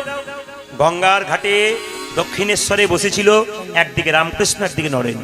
জিজ্ঞেস করছে ঠাকুর আচ্ছা নরেন দেখছিস ওই ওই ওই গঙ্গাতে ওটা কি আসছে? ডিঙি নৌকা। বেশ, ওটা এখান থেকে চন্দননগর যেতে কত সময় লাগবে? তা মোটামুটি 4 ঘন্টা লাগবে। আচ্ছা নরেন ওর পেছনে একটা কি আছে দেখতো? স্টিমার আসছে। আচ্ছা ওটা কত সময় লাগবে? ওটা 1 ঘন্টা সময় লাগবে। বলছে ডিঙ্গি নৌকাটাকে যদি স্টিমারের সঙ্গে বেঁধে দেওয়া হয় তবে স্টিমারের কত সময় লাগবে? হ্যাঁ, ডিঙ্গি নৌকাটাকে যদি স্টিমার সঙ্গে বেঁধা হয়, ডিঙ্গি নৌকাটা কত সময় লাগবে? বলে স্টিমার যদি 1 ঘন্টা যায়, ডিঙ্গি নৌকাও 1 ঘন্টা যায়। এখন গুরু হচ্ছে স্টিমার, আর ডিঙ্গি নৌকা হচ্ছে আমাদের দেহ। গুরুরূপী স্টিমারের সঙ্গে যদি দেহরূপী ডিঙ্গি নৌকাটা কেউ বাঁধতে পারে, নিতাই গৌর হরিবোল বলে তারা এই জন্যে যারা মন্ত্র নিয়েছেন তারা ভালো করেছেন। একটা কথা জেনে নিন আপনারা, মন্ত্র যদি না নেন তবে থালা থালা আপেল কলা মন্দিরে নিয়ে যান, ভগবান গ্রহণ করে তবে খুব একটা আনন্দ পায় না। কিন্তু আপনি যদি গুরু মন্ত্র নেন, দেহ শুদ্ধ হয়ে যায়, আপনার কিন্তু সেবা ভগবান গ্রহণ করবেই। আপনি সেদিন থেকে পরিপূর্ণ যোগ্য পেলেন, যোগ্য হলেন ভগবানের সেবা দেওয়ার জন্য। একজন বৈষ্ণব এসে প্রশ্ন করছে, মা তোমার বাড়িতে সেবা হবে? আপনি তো বলবেন হ্যাঁ, কিন্তু তিনি প্রশ্ন করবেন, দীক্ষা হয়েছে তো? আচ্ছা মায়েরা, দীক্ষা যারা নিয়েছেন, দীক্ষা মানে কি? দীক্ষা মানে যে সারা জীবন নিরামিষ খাবেন সে তো নয়, পারলে ভালো। কিন্তু অনেকে বলে দীক্ষা নেবো না কেন? দোকানে বাজারে কাটাকাটি চলছে, আমাদের ইচ্ছা হয় খেতে পাবো না, আমরা দীক্ষা নেবো না। না না, দীক্ষা মানে দিয়ে খা। যেদিন থেকে দীক্ষা নেবেন সেদিন থেকে একটা তুলসী পাতা, গঙ্গা জল, একটু বাতাসা স্নান করে গোবিন্দের চরণে দিয়ে তারপর তুমি যা খাবে খাও, আগে ভগবানকে দিয়ে খাও। প্রশ্ন করবেন আপনারা ভগবানকে দেবেন কেন? ভগবানকে দেওয়ার তত্ত্বটা শুনে রাখুন। অনেকে বলে ভগবান ভজনা করব কেন? শুনে রাখুন, বাচ্চা যখন জন্ম নেয় কি খাবে একথা কে ভেবেছে? একমাত্র ভগবান। মায়ের স্তন দুগ্ধে এমন মধুমাণ্ড দিয়েছে যা পৃথিবীর কোথাও নাই। মায়ের দুগ্ধ ঠান্ডা নয় যা বাচ্চার সর্দি লেগে যাবে। মায়ের দুধটা খুব গরম নয় যাতে বাচ্চার জিভ পুড়ে যাবে। মায়ের দুধটা খুব খুব খুব টক নয় যাতে বাচ্চার অম্ল হয়ে যাবে। মায়ের দুধটা খুব মিষ্টি নয় যাতে বাচ্চার সুগার হয়ে যাবে। নদীতে দিলেন জল, গাছে দিলেন ফল, তিনি আমাদের জন্য এত কিছু দিলেন, আমরা তার জন্য কিছু দিতে দিলাম। এই বিবেক বিবেচনা যার আছে তিনিই তো ভক্ত, তিনিই তো মানুষ। একথা ভাবতে হবে, যে মালিকের অধীনে আমরা আছি সেই মালিক শুধু আমাদের কথা ভাববে তা বললে তো হবে না। আমরা মালিকের কথা ভাববো, তবে মালিক আমাদের কথা ভাববে। এই জন্য মালিকের কথা ভাবতে হয়। দীক্ষা মানে দিয়ে খা। আপনারা সবাই দীক্ষা নিয়েছেন, যারা নেন নাই তারা নিয়ে নেবেন। রামকৃষ্ণদেব একটা ছোট্ট কথা বলেছেন, আপনারা সবাই শুনে নিন, যে গুরুমন্ত্র নিতে গেলে জাত তার কাছে নিলে চলবে না। গুরু যদি নিজেকে ভগবান মনে করে তাহলে ভুল করবে। আপনি গুরুকে ভগবান বলতে পারেন, গুরু নিজেকে ভগবান কোনো মতে বলবে না। যদি বলে ওই গুরুত্ব শেষ হয়ে গেল, ওই গুরুর কাছ থেকে আপনি সরে যান। আর একটা পদ্ম পুরাণে ব্যাসমুনি বলে দিলেন যে শোনো, গুরু মন্ত্র যদি নেবে, বাজার থেকে 50 টাকার জিনিস কিনতে গেলে 5 বার ভাবনা চিন্তা করো। তাহলে জীবনে যাকে গুরু করবে তাকে ভালো করতে হবে, নইলে সারা জীবন তুমি কিন্তু অন্ধকারে ডুবে থাকবে। কেন? সংসারের জ্বালা থেকে যখন গুরুর কাছে বসবে তখন গুরু তোমাকে ভালো ভালো কথা বলে সৎ পথের দিকটা দেখিয়ে দেবে। আর গুরুর যদি নিজেই চাউনি থাকে, এই চাই সেই চাই, আপনি একেই জ্বালাতে মরছেন, তারপর আপনাকে জ্বালাতে শুরু করেছে, ওই গুরুর দাম নাই। তবে লক্ষ্য করবেন, গুরু যেগুলো বলছে নিজে পালন করছে কিনা ওগুলো লক্ষ্য করবেন। গুরু বলছে ভোর 4টের সময় উঠো, হরিনাম করো, আর নিজেই সকাল 8টার সময় উঠছে, তাহলে কিন্তু তার গুরুত্ব শেষ হয়ে গেছে। যেমন বিষের মতো হয়ে যাচ্ছে। কেমন না, 1 বাটি দুধে যদি একটা বিষাক্ত সাপ বিষ মুখ দিয়ে দেয়, বিষ হয়ে যায়। গুরু যে কথাগুলো বলছে যদি পালন নিজে না করে, আপনাকে বলে, ওগুলো বিষের মতো হয়ে যায়। রামকৃষ্ণদেবের কথা অনুযায়ী আমাদের জগতে 2 রকমের গুরু আছে, একটা কাঁচা একটা পাকা। কাঁচা গুরুকে মন্ত্র দেবার আগে চুক্তি করে যে, এই আমার কাছে মন্ত্র নিবি, টাকা পয়সা চাল ডাল সোনার জিনিস দিবি, তারপর ইনি কাঁচা গুরু। মন্ত্র দিলেন, বাড়ি চলে গেলেন, আপনার বাড়ির দিকে মুখ করলেন না, কাঁচা গুরু। পাকা গুরুকে মন্ত্র দেবার আগে যিনি চুক্তি করে না যে, ঠাকুর আমি মন্ত্র নেবো, নে দক্ষিণা কি লাগবে? কিচ্ছু না। কেন? আমি তোর বাবা, তুই আমার ছেলে, তোর তো সব কিছু আমার, আবার দিবি কি? যিনি আপনাকে মন্ত্র দিয়ে প্রতি বছর আপনার বাড়িতে এসে আপনাকে পরীক্ষা করে দেখে আমি যে মন্ত্র দিয়েছি ঠিক ঠিক ভজন করছে কিনা, এরাই হচ্ছে পাকা গুরু। আজকে আপনারা রামকৃষ্ণদেবের লেখা একটা গান সবাই মিলে গাইবেন। গাইতে না পারলে হাততালি দেবেন, হাতগুলো করে উঠান, সবাই হাত উঠান একসঙ্গে একসঙ্গে। যারা দাঁড়িয়ে আছেন তারাও, যারা বসে আছেন তারাও। ইতিপূর্বে যারা বৃন্দাবনে গেছেন, আগামীতে যারা বৃন্দাবনে যাবেন, তত্ত্বগুলো একটা একটা করে শুনবেন। আমাকে চণ্ডী বর্মন বাবু বললেন লীলাটি ছোট করবেন আর তত্ত্বের মধ্যে থাকবেন, তাই তো নাকি বলছেন? না লীলাটাই চালিয়ে যাব? লীলাও থাকবে, তত্ত্বও থাকবে। আস্তে এইদিকে দিকে মাইরা বৃন্দাবনে কেউ যদি যান কোনোদিন ইতিপূর্বে, তো বৃন্দাবনে গেলে আপনারা তিনটে জিনিস করবেন না। হরে কৃষ্ণ। সাধুগুরু বৈষ্ণব যারা বসে আছেন তারা তো জানেন, যারা সাধারণ মানুষ তারা জানেন না, তাদেরকে জানিয়ে দিতে চাই। বৃন্দাবনে গেলে আপনারা তিনটে জিনিস করবেন না। কি কি? প্রথম হচ্ছে, বৃন্দাবনে গিয়ে কেউ চটি জুতো পরে হাঁটবেন না। প্রশ্ন করবেন কেন বৃন্দাবনে চটি জুতো পরবো না? যদি বৃন্দাবন আপনি বাসে করে যান, যেখানে ভাড়া নেবেন বাড়ি, সেই বাসা বাড়িতে আপনি চটি জুতো রাখবেন, কিন্তু বৃন্দাবনে ব্রজের পথে আপনি চটি জুতো পরবেন না। কেন? কৃষ্ণ বৃন্দাবনে 11 বছর 56 দিন ছিল, কোনোদিন চটি জুতো ব্যবহার করে নাই, খালি পায়ে বৃন্দাবনের পথে ঘুরেছিল। তাহলে যে বৃন্দাবনে ভগবান কৃষ্ণের চরণধুলি মেশানো আছে, সেই বৃন্দাবনে আপনি চটি জুতো পরে বেড়াতে পারবেন না। এক। দ্বিতীয় হচ্ছে, বৃন্দাবনে গিয়ে যারা কম বয়সের ছেলেরা আছো, যদি কেউ বৃন্দাবনে যাও, দাদা ভাইয়েরা বাবারা কেউ যদি যাও, তাদের জন্য বলি, বৃন্দাবনে গিয়ে চুল দাড়ি কেউ কাটবেন না। প্রশ্ন করবেন কেন? হরে কৃষ্ণ। বৃন্দাবনে গিয়ে কেউ চুল দাড়ি কাটবেন না। কেন কাটবেন না? কারণ আছে। বৃন্দাবনে 11 বছর 56 দিন কৃষ্ণ ছিল, কোনদিন চুল কাটে নাই, দাড়ি তো হয় নাই। 11 বছর 56 দিন মানে হচ্ছে ক্লাস 6-এ পড়া ছেলের মতো। ওখানে কিন্তু কোনোদিন গোবিন্দ চুল কাটে নাই। এই জন্য আপনি বৃন্দাবনে চুল কাটবেন না, বাড়িতে এসে কাটবেন। তবে হ্যাঁ, যদি কারো চুল মানত থাকে আপনি দেবেন, কিন্তু চুল এমনিতে কাটবেন না ওখানে গিয়ে। তৃতীয়, বৃন্দাবনে কৃষ্ণ হচ্ছে বাঁকে বিহারী, 11 বছর 56 দিন রাজার ছেলে, আনন্দে আছে, দুঃখ কি জিনিস জানে না। এই জন্য যদি কেউ বৃন্দাবনে যান বাঁকে বিহারীকে দর্শন করতে, আপনারা কিন্তু কেউ ওখানে গিয়ে কাঁদবেন না। কেননা আপনার বাচ্চাটা বাড়িতে আনন্দে আছে, বাবা মা যদি ঝগড়া করে অশান্তি করে, বাচ্চা দেখবেন মন গুমড়ে বসে যায়। এখন যদি ভগবানের মন্দিরে গিয়ে আপনি বৃন্দাবনে কাঁদেন, তবে ভক্ত যদি ভগবানের কাছে কাঁদে, ভগবানের খুব কষ্ট হয়। হরিদাসের অঙ্গে 22 বাজারে বেত্রাঘাত করা হয়েছিল। শুধু হরিদাস আঘাত পেয়েছিল তা নয়, মহাপ্রভু তার উন্নিটাকে খুলে দেখিয়ে দিয়েছিল, হরিদাস শুধু তুই আঘাত পাসনি রে, আমিও পেয়েছি, এই দেখ। এই জন্য আপনাদের কাছে নিবেদন রইল, কোনো সাধুগুরু বৈষ্ণব বড় কোনো ভক্ত যদি রাস্তা দিয়ে পেরিয়ে যায়, তাকে ঠাট্টা করবেন না, প্রহার করবেন না, খারাপ কথা বলবেন না। ওটা উনাকে যত না বলা হলো, তার চাইতে ভগবানের প্রতি অপরাধ আপনার করা হলো। এই জন্য জেনে নিন, তাকে আপনি অন্যায় করছেন না, ভগবানের প্রতি অন্যায় করছেন। তাকে আঘাত করছেন না, ভগবানকে আঘাত করছেন। মায়েরা, বৃন্দাবনে গিয়ে কেউ কোনোদিন কৃষ্ণের কাছে চাইবেন না। কোনোদিন কোনো মন্দিরে গিয়ে চাইতে নেই মা। যে ভগবানের কাছে চাই সে অল্প পায়, আর যে চাই না এত পাই ভাবতেই পারে না। হরে কৃষ্ণ। মন্দিরে গিয়ে কাউকে চাইতে নাই, যে ভগবানের কাছে চাই সে অল্প পাই, আরে যে চাই না এত পাই ভাবতে পারে না।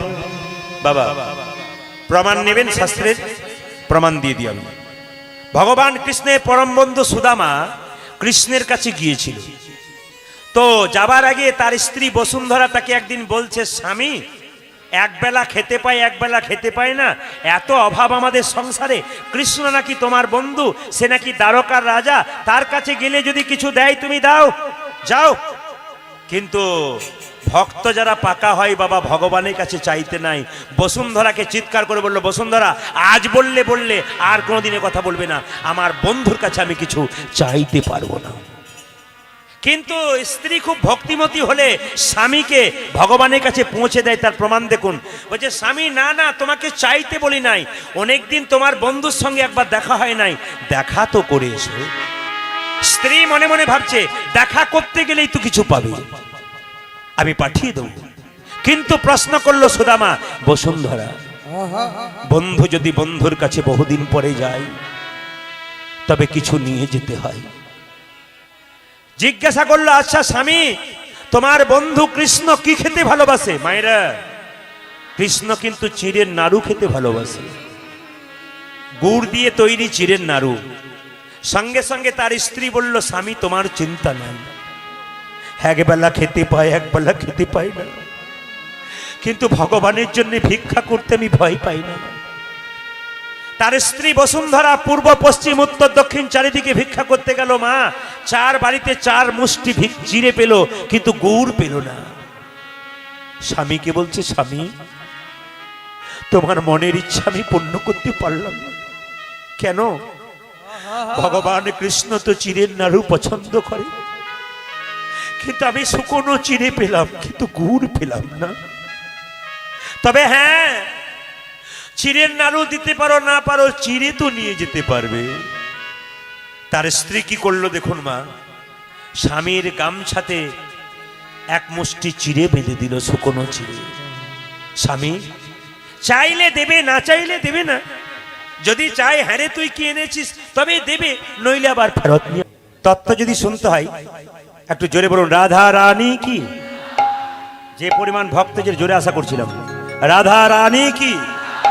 বাবা একটু জোরে হবে। শ্যাম সুন্দর কি। বাহ। মদন মোহন কি। হরিবাসর কি। যাদের খিদে পেয়েছে তাদের কি। যাদের খিদে পেয়েছে তারা জয় বলতে পারছে না, হয় বলছে, জয় হয়। যেরকম রাধা রানী কি, শ্যাম সুন্দর কি, মদন মোহন কি। যার সঙ্গে প্রেম হলো সেই মেয়েটার বয়স 17 বছর। কিন্তু তার চাইতে একটা কম বয়সের মেয়ের কথা বলবো। যারা এখানে কম বয়সের মেয়ের আছে তারা শিখে নাও স্বামী ভক্তি কাকে বলে। এইদিকে দিকে নিমাই সন্ন্যাস নিয়েছিল কত বছর বয়সে, জোরে বলবেন? কেউ জানেন? জোরে বলবেন, একটু জোরে বলুন। 24। আচ্ছা, যখন নিমাইয়ের বয়স 24 ছিল, তার স্ত্রী বিষ্ণুপ্রিয়ার বয়স কত ছিল? 14। এই মেয়েটার বয়স 17। বিল্লমঙ্গল যার সঙ্গে প্রেম হলো, চিন্তা, পরে তার কথা বলবো। কিন্তু বিষ্ণুপ্রিয়ার প্রেম হয়েছিল কার সঙ্গে? নিমাইয়ের সঙ্গে। 10 বছরের সফাত তফাত দুজনে বয়সে। একটু লক্ষ্য করবেন, নিমাই যখন সন্ন্যাস নিয়ে চলে গেল, বিষ্ণুপ্রিয়া 14 বছরের মেয়েটা আমাদের সমাজের সব মেয়েকে শিখিয়ে দিল, আমার কাছ থেকে শিখে নাও স্বামী ভক্তি কাকে বলে। লক্ষ্য করবেন মায়েরা, নিমাই যখন সন্ন্যাস নিয়ে চলে গিয়েছিল, বিষ্ণুপ্রিয়ার অন্তর্ধান কাহিনী যদি আপনারা কেউ শোনেন, আপনার চমকে যাবেন এর মধ্যে কত তাৎপর্য আছে। আমি যে কথাগুলো বলছি অমিয় নিমাই চরিত নয়, কথাগুলো বলছি কার? জীব গোস্বামী পাদের চৈতন্য চরিত গ্রন্থ থেকে কথাগুলো বলছি। যারা শাস্ত্র পড়েন তারা মন দিয়ে শুনে নেবেন। মায়েরা লক্ষ্য করবেন যে কথাটা বলবো। বিষ্ণুপ্রিয়া 14 বছরের মেয়ে, সচিমাতা একজন। বিশ্বরূপ তো সন্ন্যাস নিয়ে আগেই চলে গেছে। ওই 14 বছরের মেয়েটা শাশুড়ি মাকে নিয়ে সংসার করছে। নিমাই যখন সন্ন্যাস নিয়ে চলে গেল, তখন সচিমাতা পাগলের মতো কেঁদে কেঁদে ঘুরে বেড়ায়, নিমাই নিমাই বলে। কিন্তু সারাদিন বিষ্ণুপ্রিয়া কাঁদে না। এই যে সারাদিন বিষ্ণুপ্রিয়া কাঁদে না। বলবেন কেন বিষ্ণুপ্রিয়া কাঁদে না? কেন? কারণ আছে। এটাই তো শিখতে হবে আপনাদের কাছে, এটাই তো বিষ্ণুপ্রিয়ার কাছ থেকে আপনাদের শিখতে হবে স্বামী ভক্তি কাকে বলে, সংসারে কিভাবে ম্যানেজ করতে হয় শিখে নিন। সারাদিন সচিমাতা কাঁদতো, আর 14 বছরের মেয়েটা বলতো, মা তুমি কাঁদছো কেন? তোমার ছেলে তো বিশ্ববাসীর জন্য হরিনাম নিয়ে গেছে, তুমি কাঁদছো কেন? আরে আমি আমি আমি আমার দিকে তাকাও, আমার বয়স কত মা? 14 বছরের আমি, আমার কান্না নাই? আমি বুকটাকে পাথর করে বেঁধে বসে আছি? আমার তো স্বামী নাকি, সে চলে গেছে, আমি একটা অনাথিনী হয়ে আছি। মা তুমি কেঁদো না, তোমার ছেলে বিশ্ব জয় করবে মা, তোমার ছেলে বিশ্ববাসীকে নাম দেবে। সারা দিন সকাল থেকে সন্ধে পর্যন্ত ওই সান্ত্বনা বাক্য দিত তার সচিমাতা, তার শাশুড়ি মাকে। কিন্তু রাত্রিবেলায় যখন সচিমাতা ঘুমিয়ে পড়ত, তখন বিষ্ণুপ্রিয়া ঠিক রাখতে পারত না। সারাদিন মাকে বোঝালাম, কিন্তু আমার মনকে বোঝাতে পারলাম না। হরে কৃষ্ণ। বিষ্ণুপ্রিয়া মনটাকে বোঝাতে পারছে না। এই বিষ্ণুপ্রিয়া চরিত্র শুনে রাখুন। নিমাই যখন সন্ন্যাস নিয়ে গেল, প্রত্যেক দিন বিষ্ণুপ্রিয়া ভোর 4টের সময় ঘুম থেকে উঠত। ও মায়েরা, ভোর 4টের সময় বিষ্ণুপ্রিয়া উঠতো। কি করতো জানেন? ভোরবেলায় গঙ্গাতে স্নান করে কাপড় চেঞ্জ করতো না মা, ভিজে কাপড়ে বসে বসে ভোর 4টে থেকে সন্ধে 6টা পর্যন্ত হরে কৃষ্ণ কৃষ্ণ কৃষ্ণ হরে হরে হরে রাম। কত বয়স বলেছি জোরে বলুন, কত বয়স বলেছি? অনুভব করুন, অনুভব করুন। 14 বছর বয়স মানে আপনার বাড়িতে মেয়েটা যেটা ক্লাস 9-এ পড়ে, শিখে রাখুন ওই মেয়েটা কি শিক্ষা দিচ্ছে। হরে কৃষ্ণ কৃষ্ণ কৃষ্ণ হরে হরে হরে রাম রাম। পাশের ঘরে মেয়েটা বলতো, হ্যাঁ প্রিয়া এ মরে যাবি যে রে। কেন? ভোর 4টেয় স্নান করেছিস, মাঘ মাসের দিন, ঠান্ডার দিন, থরথর করে কাঁপছিস, মরে যাবি তো তুই। কাপড় চেঞ্জ কর, মরে যাবি তো তুই। আমার মা আমাকে বলেছে আমি সহধর্মিণী। আপনারা শিখে নিন মেয়েটার কাছ থেকে। স্বামী ধর্ম করবে, স্ত্রী সাহায্য করবে, এরই নাম সহধর্মিণী। আর স্বামী ধর্ম করবে, স্ত্রী তার পেছনে লেগে যাবে, ধর্ম করতে দেবে না, একে বলে সহপাপিনী। আপনার সহধর্মিণী হন, সহপাপিনী হবেন না। এইদিকে হাই তুললে হবে না, শুনতে হবে কিন্তু মন দিয়ে। চোখ আমার খুব খারাপ। কেন? 10,000 মানুষ আমি দেখতে পাই কোথায় কি করছেন। ভগবান ওই চোখটা আমাকে দিয়েছে। কোথায় কে গল্প করছে, কোথায় কে হাই তুলছে, আর কোথায় কে হাত তুলছে, এই চোখ কিন্তু আমার আছে। হ্যাঁ, এই জন্য আপনাদেরকে বলে রাখি, যে যেখানে বসে আছেন, সামনের দিকে তাকাচ্ছি বলে যে আমি এদিকে তাকাচ্ছি না তা নয়, আমি সব দিকে তাকাচ্ছি। এই দিকে তাকাবেন মেয়েরা। বিষ্ণুপ্রিয়া ভোর 4টে থেকে সন্ধে পর্যন্ত হরে কৃষ্ণ করতো। এই প্রিয়া কেন তুই হরিনাম করছিস সারাদিন? স্বামী যদি কৃষ্ণ বলে কেঁদে কেঁদে চলে যায়, আমি যদি তার পেছন পেছন কৃষ্ণ বলে না কাঁদি, স্বামী কি কৃষ্ণ চরণ পাবে? এই যে আমরা 7জন 8জন কীর্তন করতে এসেছি, যাকে আমরা লাল জামা পরে এখানে দেখছেন, জহর বাবু, আপনাদের কোলাঘাটে বাড়ি। ওনার দৌলতে কিন্তু প্রথম আমি আপনাদের মেদিনীপুর এসেছিলাম। প্রথম এসেছিলাম অলোকের ছবিতে, তারপর কিন্তু এর মারফত প্রথম ওখানে এসেছিলাম, আমি ফার্স্ট এনেছিল। এই মানুষটা আমার খুব হৃদয়ের মানুষ, সব জায়গাতে গান হয়। এখানে যোগাযোগের ব্যাপারে ও কিন্তু মানে ওনার দ্বারাই কি যোগাযোগ করেছেন আর কি। তো আপনাদের কাছে একটা নিবেদন রইল, যে যেখানে আছেন উনি জানেন বা সবাই আপনারা হয়তো জানেন, 365 দিনে 320 দিন গান করি, সংসার ছেড়ে এসেছি। বলুন তো, আমরা যে 8জন আছি, 8জনের তো স্ত্রী আছে নাকি? তারা যদি আমাদের সাহায্য না করে আমরা কীর্তন করতে পারতাম? রাখো তোমার। এমনিতে রাত্রি 9টার সময় কীর্তন শুনতে স্বামী যাই তো স্ত্রী বলে 9টা 5 হলে তুমি বুঝতে পারবে কি অবস্থা হবে তোমার। হয় না মা? আপনাদের হয় না? এখানে হয় না, অন্য জায়গায় হয়, সব জায়গাতে হয়। এইদিকে এইদিকে। তো সেই বিষ্ণুপ্রিয়া ভোর 4টে থেকে সন্ধ্যে 6টা পর্যন্ত কি করতে দেখুন, কি খেত?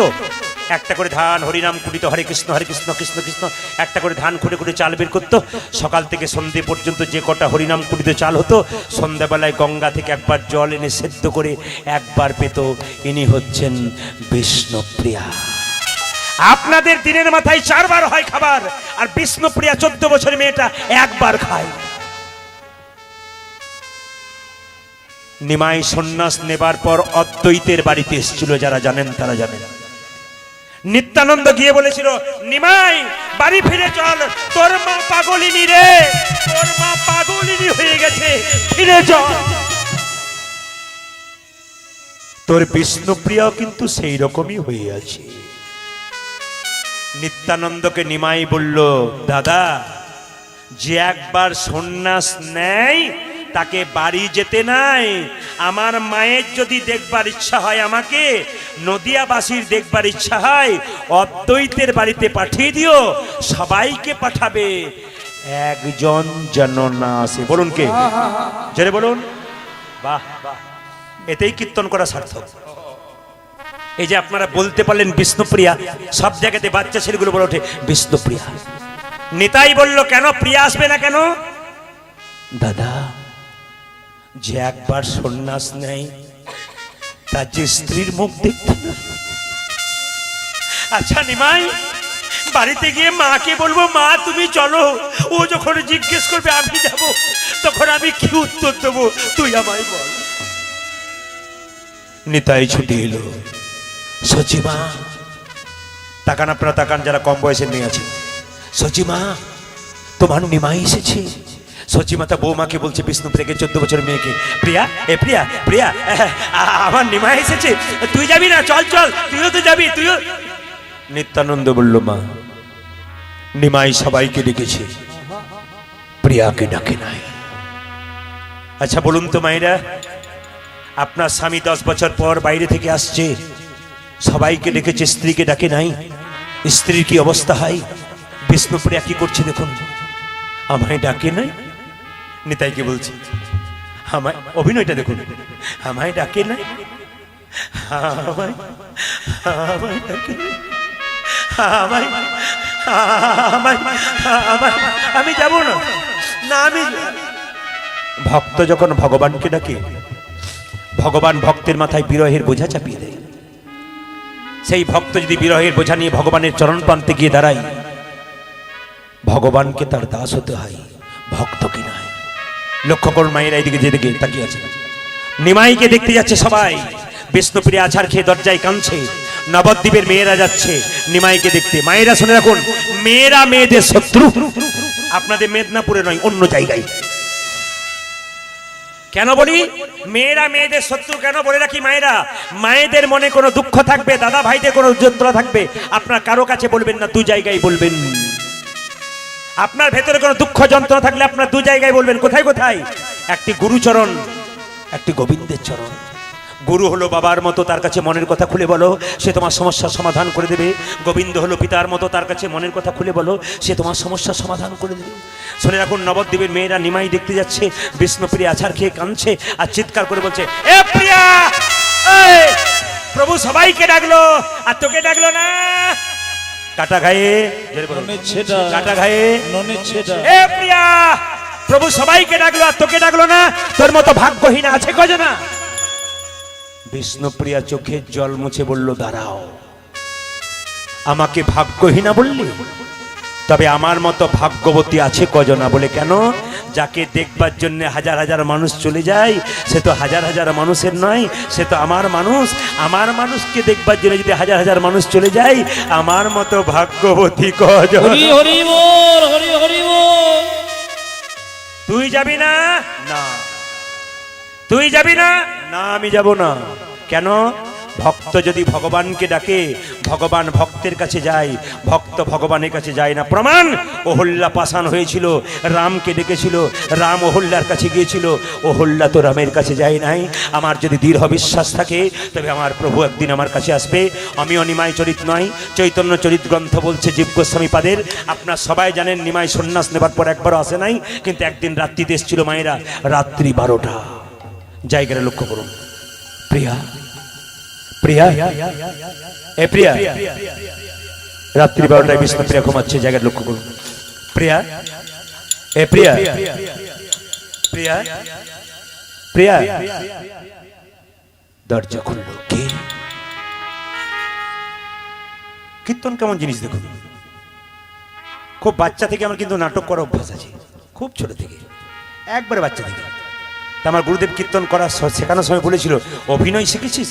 হ্যাঁ, আমি গুরু ধরে অভিনয় শিখেছি। আচ্ছা, তবে লীলা করতে গেলে অভিনয় শিখতে হয়। লক্ষ্য করুন।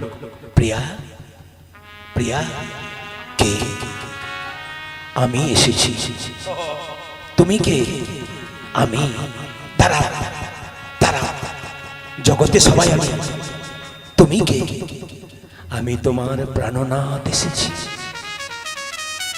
মায়েরা, বহুদিন পর স্বামী যদি স্ত্রীর কাছে আসে, স্ত্রী দরজা খুলে তার কাছে যায় না? বিষ্ণুপ্রিয়া কি করলো দেখুন। যখনই দরজাটা খুলে দিয়েছে, বিষ্ণুপ্রিয়া নিমাইয়ের দিকে তাকাচ্ছে না। নিমাই জিজ্ঞেস করছে, প্রিয়া, বহুদিন পরে এলাম, তুমি আমার দিকে তাকাবে না? না। কেন? সন্ন্যাস নেবার সময় তোমায় বলি নাই বলে অভিমান হয়েছে? না। অদ্বৈতের বাড়িতে এলাম, সবাইকে ডাকলাম, তোমাকে ডাকলাম না, তোমার অভিমান হয়েছে? না। তবে তাকাচ্ছ না কেন? স্বামী যে একবার সন্ন্যাস নেয়, তার নারী মুখ দেখতে নাই। আমার মতো হতভাগিনীর মুখটাকে দেখিয়ে আমি তোমার সন্ন্যাস ধর্ম নষ্ট করতে চাই না। নিমাই বলল, প্রিয়া, তোমার মতো পত্নী যদি, পত্নী যদি প্রতিটি ঘরে ঘরে হয় গো। ঘরে ঘরে হয় গো। তবে প্রতিটি পতি গোবিন্দের চরণে লাগে। এই দিকে দেখুন, তারপর প্রশ্নগুলো দেখুন। প্রিয়া, কি তুমি কিছু চাইবে না? না। বহুদিন পর স্বামী যদি স্ত্রীর কাছে আসে, স্ত্রীর কিছু চাওয়া পাওয়া থাকে না। তুমি কিছু চাও না? আমি চাই। কেন চাইবে না? প্রভু, ভগবানকে যে প্রতিরূপে পেয়েছি, তার আবার চাইবার কি আছে? স্বয়ং ভগবান যার স্বামী, তার আবার চাইবার কি আছে? কিছুই চাইবে না। চাইব একটা জিনিস, চাইব কি? তোমার খরম যুগল। কেন? মহাপ্রভু জগন্নাথ মন্দিরে জয় জগন্নাথ বলে বিলীন হয়ে গেছে। বিষ্ণুপ্রিয়ার অন্তর্ধান কোথায় হয়েছে জেনে নিন আপনারা। বিষ্ণুপ্রিয়া মহাপ্রভু খরম যুগল নিয়ে গিয়ে নবদ্বীপের গৌর মন্দিরে গৌর গৌর বলে, কৃষ্ণ বলে কাঁদতে কাঁদতে বিলীন হয়ে গেছে। আজকে বিল্লমঙ্গলের প্রেম হলো কার সঙ্গে মা? চিন্তামণির সঙ্গে। এই দিকে তাকাবেন। আপনারা সবাই মিলে একটু হাত তুলে এই গানটা গেয়ে নিন। আজকে প্রেম কেমন তা দেখাবো। সবাই হাত তুলুন। কৃষ্ণ কেশব কেশব। হাত তুলুন দাদা, অ্যান্টেনা তুলুন। হ্যাঁ। কৃষ্ণ কেশব কেশব কৃষ্ণ কেশব কেশব। সুধা মাখা এই নাম, হরি নাম মধু মাখা এই নাম। তালি দিয়ে। আজ কৃষ্ণ কেশব কৃষ্ণ কেশব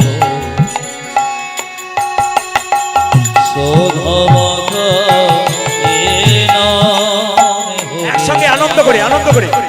মধুমগ এ নাম।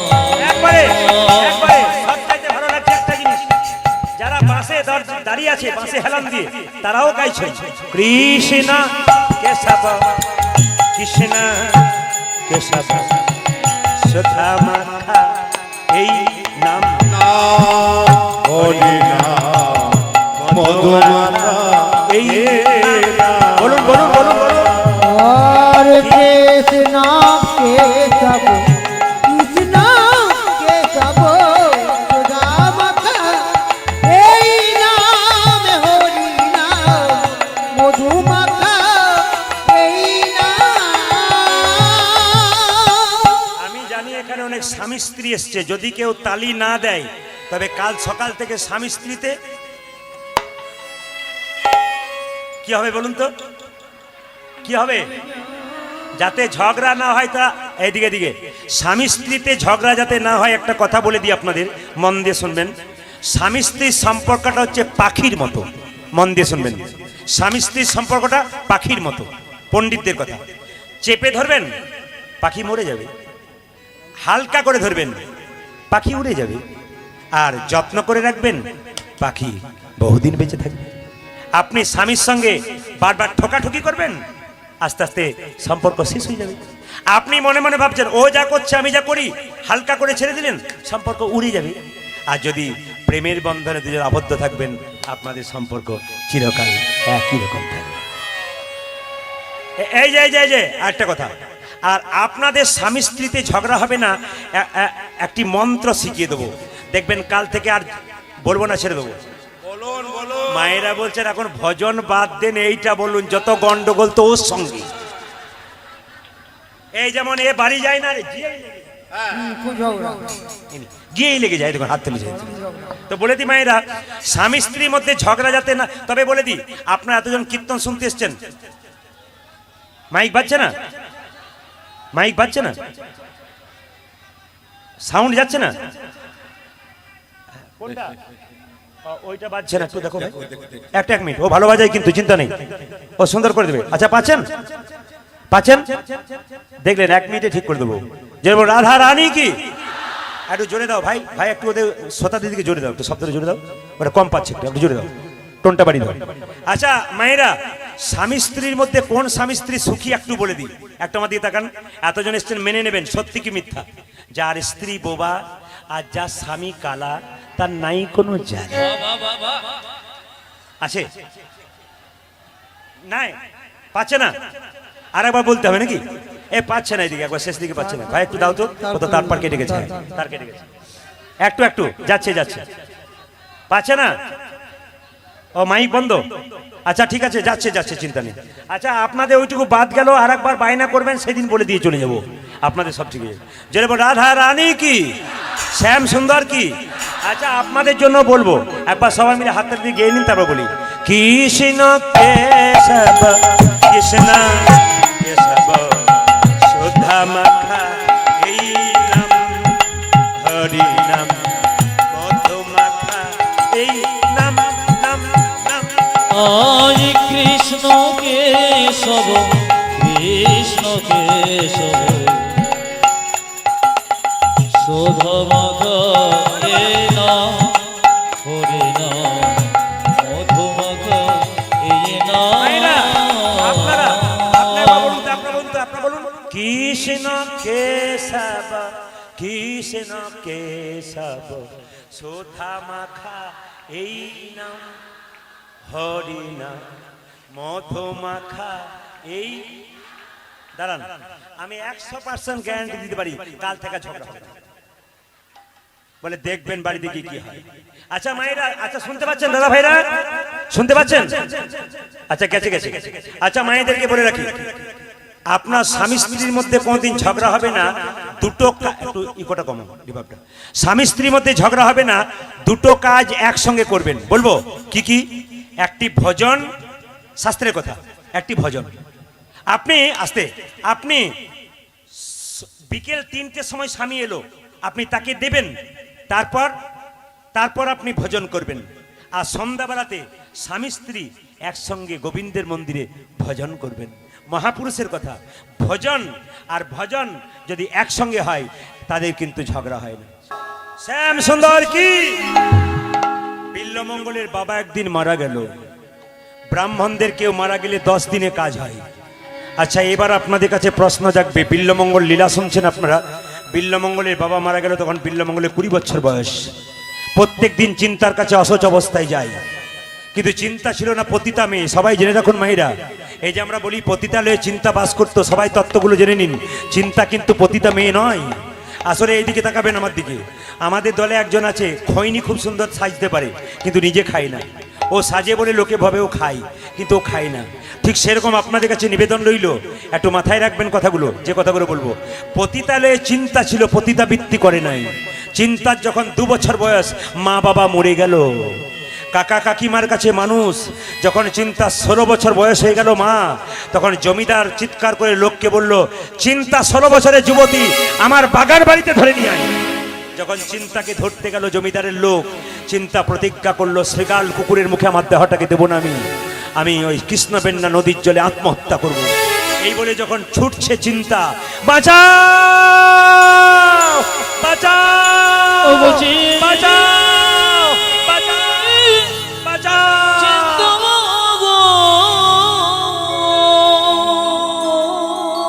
জলের মধ্যে চিন্তামণি ঝাঁপ দিয়ে দিল সেই নদীতে। সন্ধ্যাবেলাতে গরমকালের দিন, পতিতা মেয়েরা পাশে পতিতালয় ছিল, স্নান করতে এসেছিল।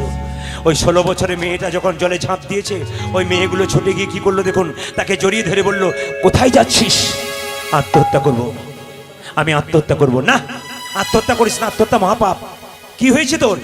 ওই জমিদারের লোলুপ দৃষ্টি আমার উপরে পড়েছে, আমাকে ছিঁড়ে ছিঁড়ে খাবে, তাই আমি মরতে চাই, আমাকে মরতে দাও।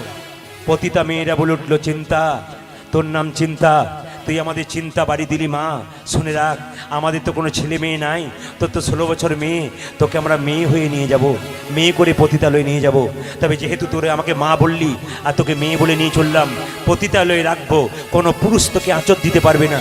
ওই জন্য মায়েরা, পতিতালয়ে চিন্তা থাকতো, কিন্তু চিন্তামণি পতিতা বৃত্তি কোনো দিন করে না, এইটা জেনে নিন। বিল্লমঙ্গলের বাবা যখন মারা গেল মা, লক্ষ্য করুন, কেউ যখন মারা যায় বলুন তো, দেহটা মারা যায় না আত্মা মারা যায়? জোরে বলবেন। দেহ মারা যায় না আত্মা মারা যায়?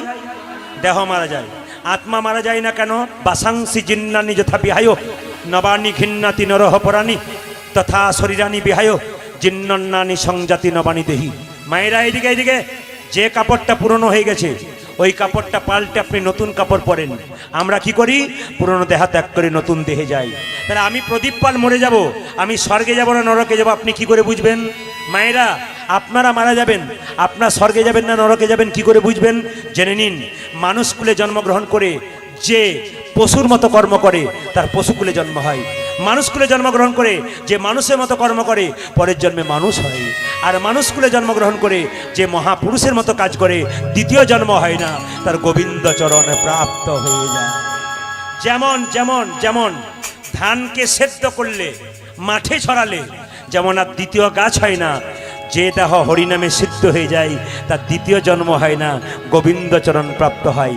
এই যে আপনারা হরিনাম শুনতে এসছেন না, আপনাদের দেহটা হরিনামে সিদ্ধ হয়ে যাচ্ছে, দ্বিতীয় জন্ম আপনাদের হবে না, গোবিন্দচরণে আপনারা প্রণিপাত করবেন। বিল্লমঙ্গলের বাবা মারা গেল, মা ওই অবস্থায় প্রত্যেক দিন চিন্তার কাছে যায়। চিন্তার কাছে গেছে, চিন্তা বলে উঠল, ঠাকুর ঠাকুর তোমার লজ্জা করে না? বলে কেন? তুমি না ব্রাহ্মণের ছেলে, তোমার বাবার কালকে শ্রাদ্ধ আর তুমি অসুচ অবস্থায় আমার কাছে এসেছো। ঠাকুর এই দেখো, কালকে তোমার বাবার শ্রাদ্ধের দিন, কাল যদি তুমি আমার কাছে এসেছো আমি বিষ খেয়ে আত্মহত্যা করবো। বিল্লমঙ্গল চিন্তার হাত দুটো ধরে বলল, চিন্তা ছোটবেলায় আমার মা মারা গেছে, এখন আমার বাবা মারা গেল, সমাজে কেউ আমাকে দেখতে পারে না, আপন বলতে তুমি, তুমি যদি বিষ খেয়ে মরে যাও আমি বাঁচবো কি করে?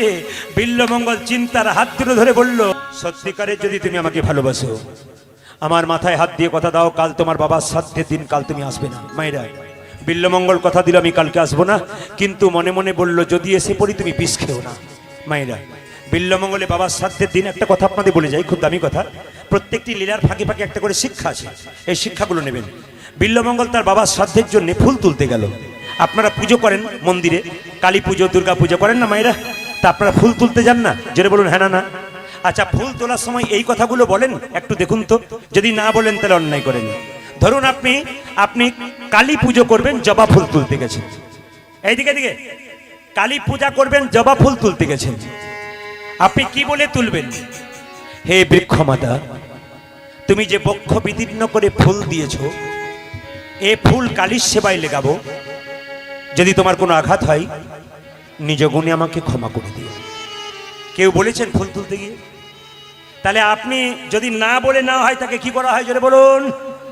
তাহলে এতদিন আপনারা চুরি করেছেন না কি করেছেন? তাহলে শিখতে হবে আপনাদেরকে। আপনি তুলসী পাতা তুলছেন গোবিন্দের জন্য, হে বৃক্ষ মাতা তুমি যে বক্ষ বিদীর্ণ করে পাতা দিয়েছো গোবিন্দের সেবায় লাগাবো, যদি তোমার অঙ্গে একটু আঘাত লেগে যায় তুমি নিজ গুণে ক্ষমা করো। এইদিকে যে দেবীর নামে পুজো করবেন, যে দেবতার নামে পুজো করবেন, সেই দেবতার নাম করে ফুল তুলতে হবে। বিল্লমঙ্গল বাবার শ্রাদ্ধ করছে, দেখুন ব্রাহ্মণ বলছে আচমন কর। এইদিকে নমো বিষ্ণু নমো বিষ্ণু নমো বিষ্ণু নমো বিষ্ণু নমো বিষ্ণু নমো বিষ্ণু নমো বিষ্ণু নমো বিষ্ণু নমো বিষ্ণু নমো বিষ্ণু নমো বিষ্ণু নমো বিষ্ণু নমো বিষ্ণু। এখানে একটা তত্ত্ব আসছে, হাতটাতে জলটা নেবো কেন? কীর্তন যদি শুনতে এসছেন সেই 6:45 থেকে আপনারা বসে আছেন, এর আরম্ভ করেছি কিন্তু 6:40, কিন্তু কীর্তন আরম্ভ হয়েছে 6:40, এখন বাজছে 10:20 প্রায়। এবার আমি দাদাকে বলেছিলাম 3 ঘন্টা, দাদা বলেছেন একটু এগিয়ে দেবেন 3.5 ঘন্টা, কিন্তু 3.5 ঘন্টা হয়ে গেল, তাহলে এবার রাখি নাকি?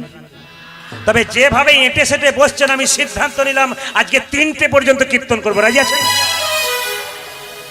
3টে মানে ভোর 3টে বলি নাই, 3 ঘন্টার কথা বলেছি। আর কোন দিকে পেরিয়ে চলে গেছে। আস্তে আস্তে আস্তে, ঠিক সময়ে প্রসাদের ব্যবস্থা আছে, আস্তে সকলের প্রসাদের ব্যবস্থা আছে, সবাই প্রসাদ পেয়ে বাড়ি যাবেন। একটা একটা করে বলি মায়েরা, রাত্রিবেলায় শোবেন, আমি লীলাটা ছোট করব, তত্ত্বে যাব। রাত্রিবেলায় শোবেন, কাকে দর্শন করবেন? কৃষ্ণকে। এইদিকে বালিশে মাথাটা দেবেন, ওম পদ্মনাভায় নমঃ, নভয় নমঃ, ওম পদ্মনাভায় নমঃ, নভয় নমঃ, ওম পদ্মনাভায় নমঃ। নভয় নমঃ। বলতে যদি না পারেন এই কথাটা বলবেন, বালিশে আজকে রাত্রিতে শোবেন, আজকে থেকে চালু করুন। রাবণ কাল কাল বলে স্বর্গের সিঁড়ি বানতে পারে নাই। কেউ যদি মনে করে আজ থেকে নয় কাল থেকে শুরু করব, বলা তো যায় না। রাত্রি পেরোলে সকাল হবে, নাইলে তোমার জীবনটা কাল হয়ে যাবে, পরকাল হয়ে যাবে মা।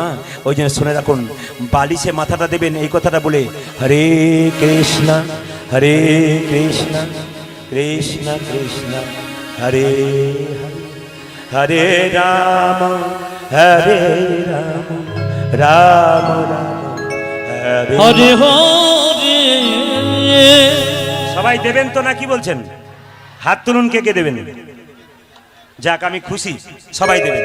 এইবার বলি, আস্তে, সকালবেলায় ঘুম থেকে উঠে আপনারা প্রথম কার মুখ দেখবেন? কৃষ্ণের। আপনি যে বাড়িতে শুয়ে থাকবেন সেই বাড়ির দেওয়ালে একটা কৃষ্ণের ছবি রাখবেন। কেন? রাধা জন্ম নিয়েছিল, চোখে অন্ধ ছিল, কিন্তু আপনারা সবাই জানেন রাধা অন্ধ। কেন অন্ধ? কেন অন্ধ? শর্ত করেছিল চোখ খুলবো প্রথম ভগবানের মুখ দেখে, তারপর। আর যে আরাধ্য সেই রাধা, আপনারও রাধার অংশভূত। আপনারা সবাই কিন্তু সকালে শর্ত করবেন কৃষ্ণের মুখ দেখব, তারপর চোখ খুলবো, তার আগে খুলবো না। যে যেখানে বসে আছেন, রাধার যখন জন্ম হয়েছিল কোনো মায়ের গর্ভ থেকে হয়েছিল? জোরে বলুন। এখন না বললে হবে না, জানতে হবে। রাধার মায়ের নাম কি ছিল? কৃত্তিদা। বাবার নাম কি ছিল? বৃষভানু। কৃত্তিদা সখীদের সঙ্গে পুকুরে স্নান করতে গেল, খালি পদ্ম ফুল ফুটে আছে। প্রত্যেক দিন যাচ্ছে স্নান করতে, একদিন দেখছে একটা পদ্ম ফুল দিনের পর দিন জ্যোতি হচ্ছে। কি ব্যাপার? সখীদেরকে বলল, সখী ওই পদ্ম ফুলটা তুলে নিয়ে আইতো। যখনই পদ্ম ফুলটা তুলে নিয়ে এলো, মা দিনের পর দিন পদ্ম ফুলের জ্যোতি বাড়ছে দেখে পদ্ম ফুলের পাতাগুলো খুললো। খোলার পর দেখলো একটা ছোট্ট সোনার পোকা। বাড়িতে নিয়ে গেল, ওই পোকাটা আস্তে আস্তে মেয়ের রূপ ধারণ করলো। বৃষভানু রাজাকে বলল, স্বামী তুমি প্রচার করে দাও রাজ্যে, আমার গর্ভে সন্তান এসছে, কেউ জানবে না, আমি ঘর থেকে বেরোবে না। এই সোনার পোকাটা কন্যার রূপ ধারণ করেছে, এ যখন বড় হবে তখন তুমি প্রচার করবে আমার মেয়ে হয়েছে। লক্ষ্য করুন মায়েরা, সবাই জানলো বৃষভানুর গর্ভে, বৃষভানুর স্ত্রীর গর্ভে সন্তান এসছে, কিন্তু সন্তান নয়, সোনার পোকাটা আস্তে আস্তে কন্যার রূপ ধারণ করলো। যখনই কন্যার রূপ ধারণ করলো, মা সবাই লক্ষ্য করুন, কন্যার রূপ ধারণ করলো। 10 মাস 10 দিন পেরিয়ে গেল, বৃষভানু প্রচার করলো আমার মেয়ে হয়েছে, কিন্তু মেয়েটা চোখে দেখতে পায় না। পাড়ার সবাই বলে, চলো দিদি একবার দেখে আসি। আপনাদের গ্রামে কোনো মেয়ে যদি চোখে দেখতে পায় না, জন্ম হয়, আপনার সবাই দলে দলে দেখতে যাবেন। রাধা চোখে দেখতে পায় না, অন্ধ হয়ে জন্ম নিয়েছে। কৃষ্ণ বলায়ের সঙ্গে খেলা করছে, রোহিণীকে যশোদা বলছে, ও দিদি তাড়াতাড়ি চলো, দুষ্ট ছেলেটা খেলা করছে, এখনই পিছু ধরলে না ও যাবেই। যখনই যশোমতি আর রোহিণী চলে যাচ্ছে, তখন সঙ্গে সঙ্গে গোপাল বলছে, মা মা মা মা মা মা মা মা মা মা। বাচ্চাদের সব কি ও মা মা ও মা মা। কি হয়েছে? কোথায় যাবে বলো, কোথায় যাবে বলো। চুপ কর, সবাই বাহাদুরি, যা খেলা করে কি আগে বলো তুমি কোথায় যাবে। সঙ্গে সঙ্গে বাবা বৃষভানু রাজার একটা মেয়ে হয়েছে, তার নাম কি? রাধা। সে চোখে দেখতে পায় না, তাকে দেখতে যাব। কৃষ্ণ বলে, মা ও মা মা আমি যাব, আমি যাব মা। আচ্ছা ছেলে তো তুমি, আমি বললাম না দিদি বড় দুষ্ট ছেলে, এ যাবে। ও মা আমি যাব, আমি যাব মা, আমি যাব, আমি যাব মা। কানা মেয়ে দেখতে আমি যাব, আজ কানা মেয়ে দেখতে আমি যাব মা, কানা মেয়ে দেখতে আমি যাব, ওই কানা মেয়ে দেখতে আমি যাব মা, কানা মেয়ে দেখতে কেমন, কানা মেয়ে দেখতে আমি যাব। আজ কানামে দেখতে কেমন, কানামে দেখতে আমি যাব মা। ভগবান কৃষ্ণ কি করলো? মায়ের কোলে চাপলো। মা কি করলো দেখুন মায়েরা, গোপালকে এরকম করে চেপে ধরেছে, নামতে দেবে না, নামলেই গন্ডগোল। গোপাল বলছে, মা গো কেউ আমাকে শক্ত করে বাঁধতে পারে না, যদি প্রেমের বাঁধনে কেউ না বাঁধতে পারে। ওগো মা যশোদা, তুমি ধরা দেবী ছিলে, নিজের স্তন কর্তন করে একদিন আমার সেবা দিয়েছিলে বলে আমি তোমায় মা বলে ডেকেছিলাম। তুমি জোরে ধরলে আমি থাকবো না, তুমি প্রেমের বাঁধনে ধরলে আমি থাকতে পারবো। গোপাল কত চালাক দেখুন, মা যশোদা গোপালকে নিয়ে যাচ্ছে নিজের বাম কনিষ্ঠ আঙুলে, ছেলের বাম কনিষ্ঠ আঙুলে মা কি করে, দন্তাঘাত করলে ছেলের বিপদ হয় না। ছেলেকে কোলে করে চাপালো। যশোমতী যখন নিয়ে যাচ্ছে কোথায়, রাধারানীর কাছে, রাধারানীর মা বলছে, ও দিদি দেখো দেখো কেমন কেমন ছেলে জন্ম দিলাম, একটা মেয়ে জন্ম দিলাম, চোখে দেখতে পায় না। গোপাল কেমনভাবে ধরেছে মা, গোপাল নামতে পারছে না। গোপাল কত চালাক দেখুন, চতুরের শিরোমণি গোবিন্দ কি করলেন, মায়ের কোলে বসে, মায়ের গলাতে একটা পুতির মালা ছিল, এরকম করে আকুশি করলো, মারছে টান, যত গল্প করছে মারছে টান, গল্প করতে করতে পট করে টান দিয়েছে, আর পুতির মালাগুলো সব গড়গড় করে পড়ে গেছে। যখন পড়ে গেছে তখন যশোমতী বলছে, আচ্ছা ছেলের পাল্লাই পড়লুম বাপু, হ্যাঁ এ ছেলে বড়, বললাম না দিদি, এই দেখো মালাটা ছিঁড়ে দিয়েছে। ছেলেকে কোল থেকে নামিয়ে এক একটা করে পুতির মালা কুড়াচ্ছে। গোবিন্দ তখন হামাগুড়ি দিতে দিতে রাধা রানীর বুকের ওপরে চেপেছে। রাধা রানী বলছে, কে কে কে? গোবিন্দ বলছে, আমি এসেছি, আমি এসেছি, এ জগতে সবাই আমি, তুমি কে? আমি এসেছি, আমি এসেছি, আমি এসেছি, আমি এসেছি, তুমি কে? তুমি কে? আমি যে তোমায় ভালোবেসেছি, আজ আমি যে তোমায় ভালোবেসেছি, আমি যে তোমায় ভালোবেসেছি, ওই আমি যে তোমায় ভালোবেসেছি, তাই তো আমি কাছেই এসেছি, আমি যে তোমায় ভালোবেসেছি। আজ তাই তো তোমার কাছে এসেছি, আমি যে তোমায় ভালোবেসেছি। ভালো যদি তুমি বেসেছো তাহলে এক কাজ করো। বলে কি, আমি তোমায় দেখতে পাচ্ছি না কেন? বলে হ্যাঁ, তোমায় যখন ভালোবেসেছি তোমার চোখে একবার হাত দিয়ে দিই।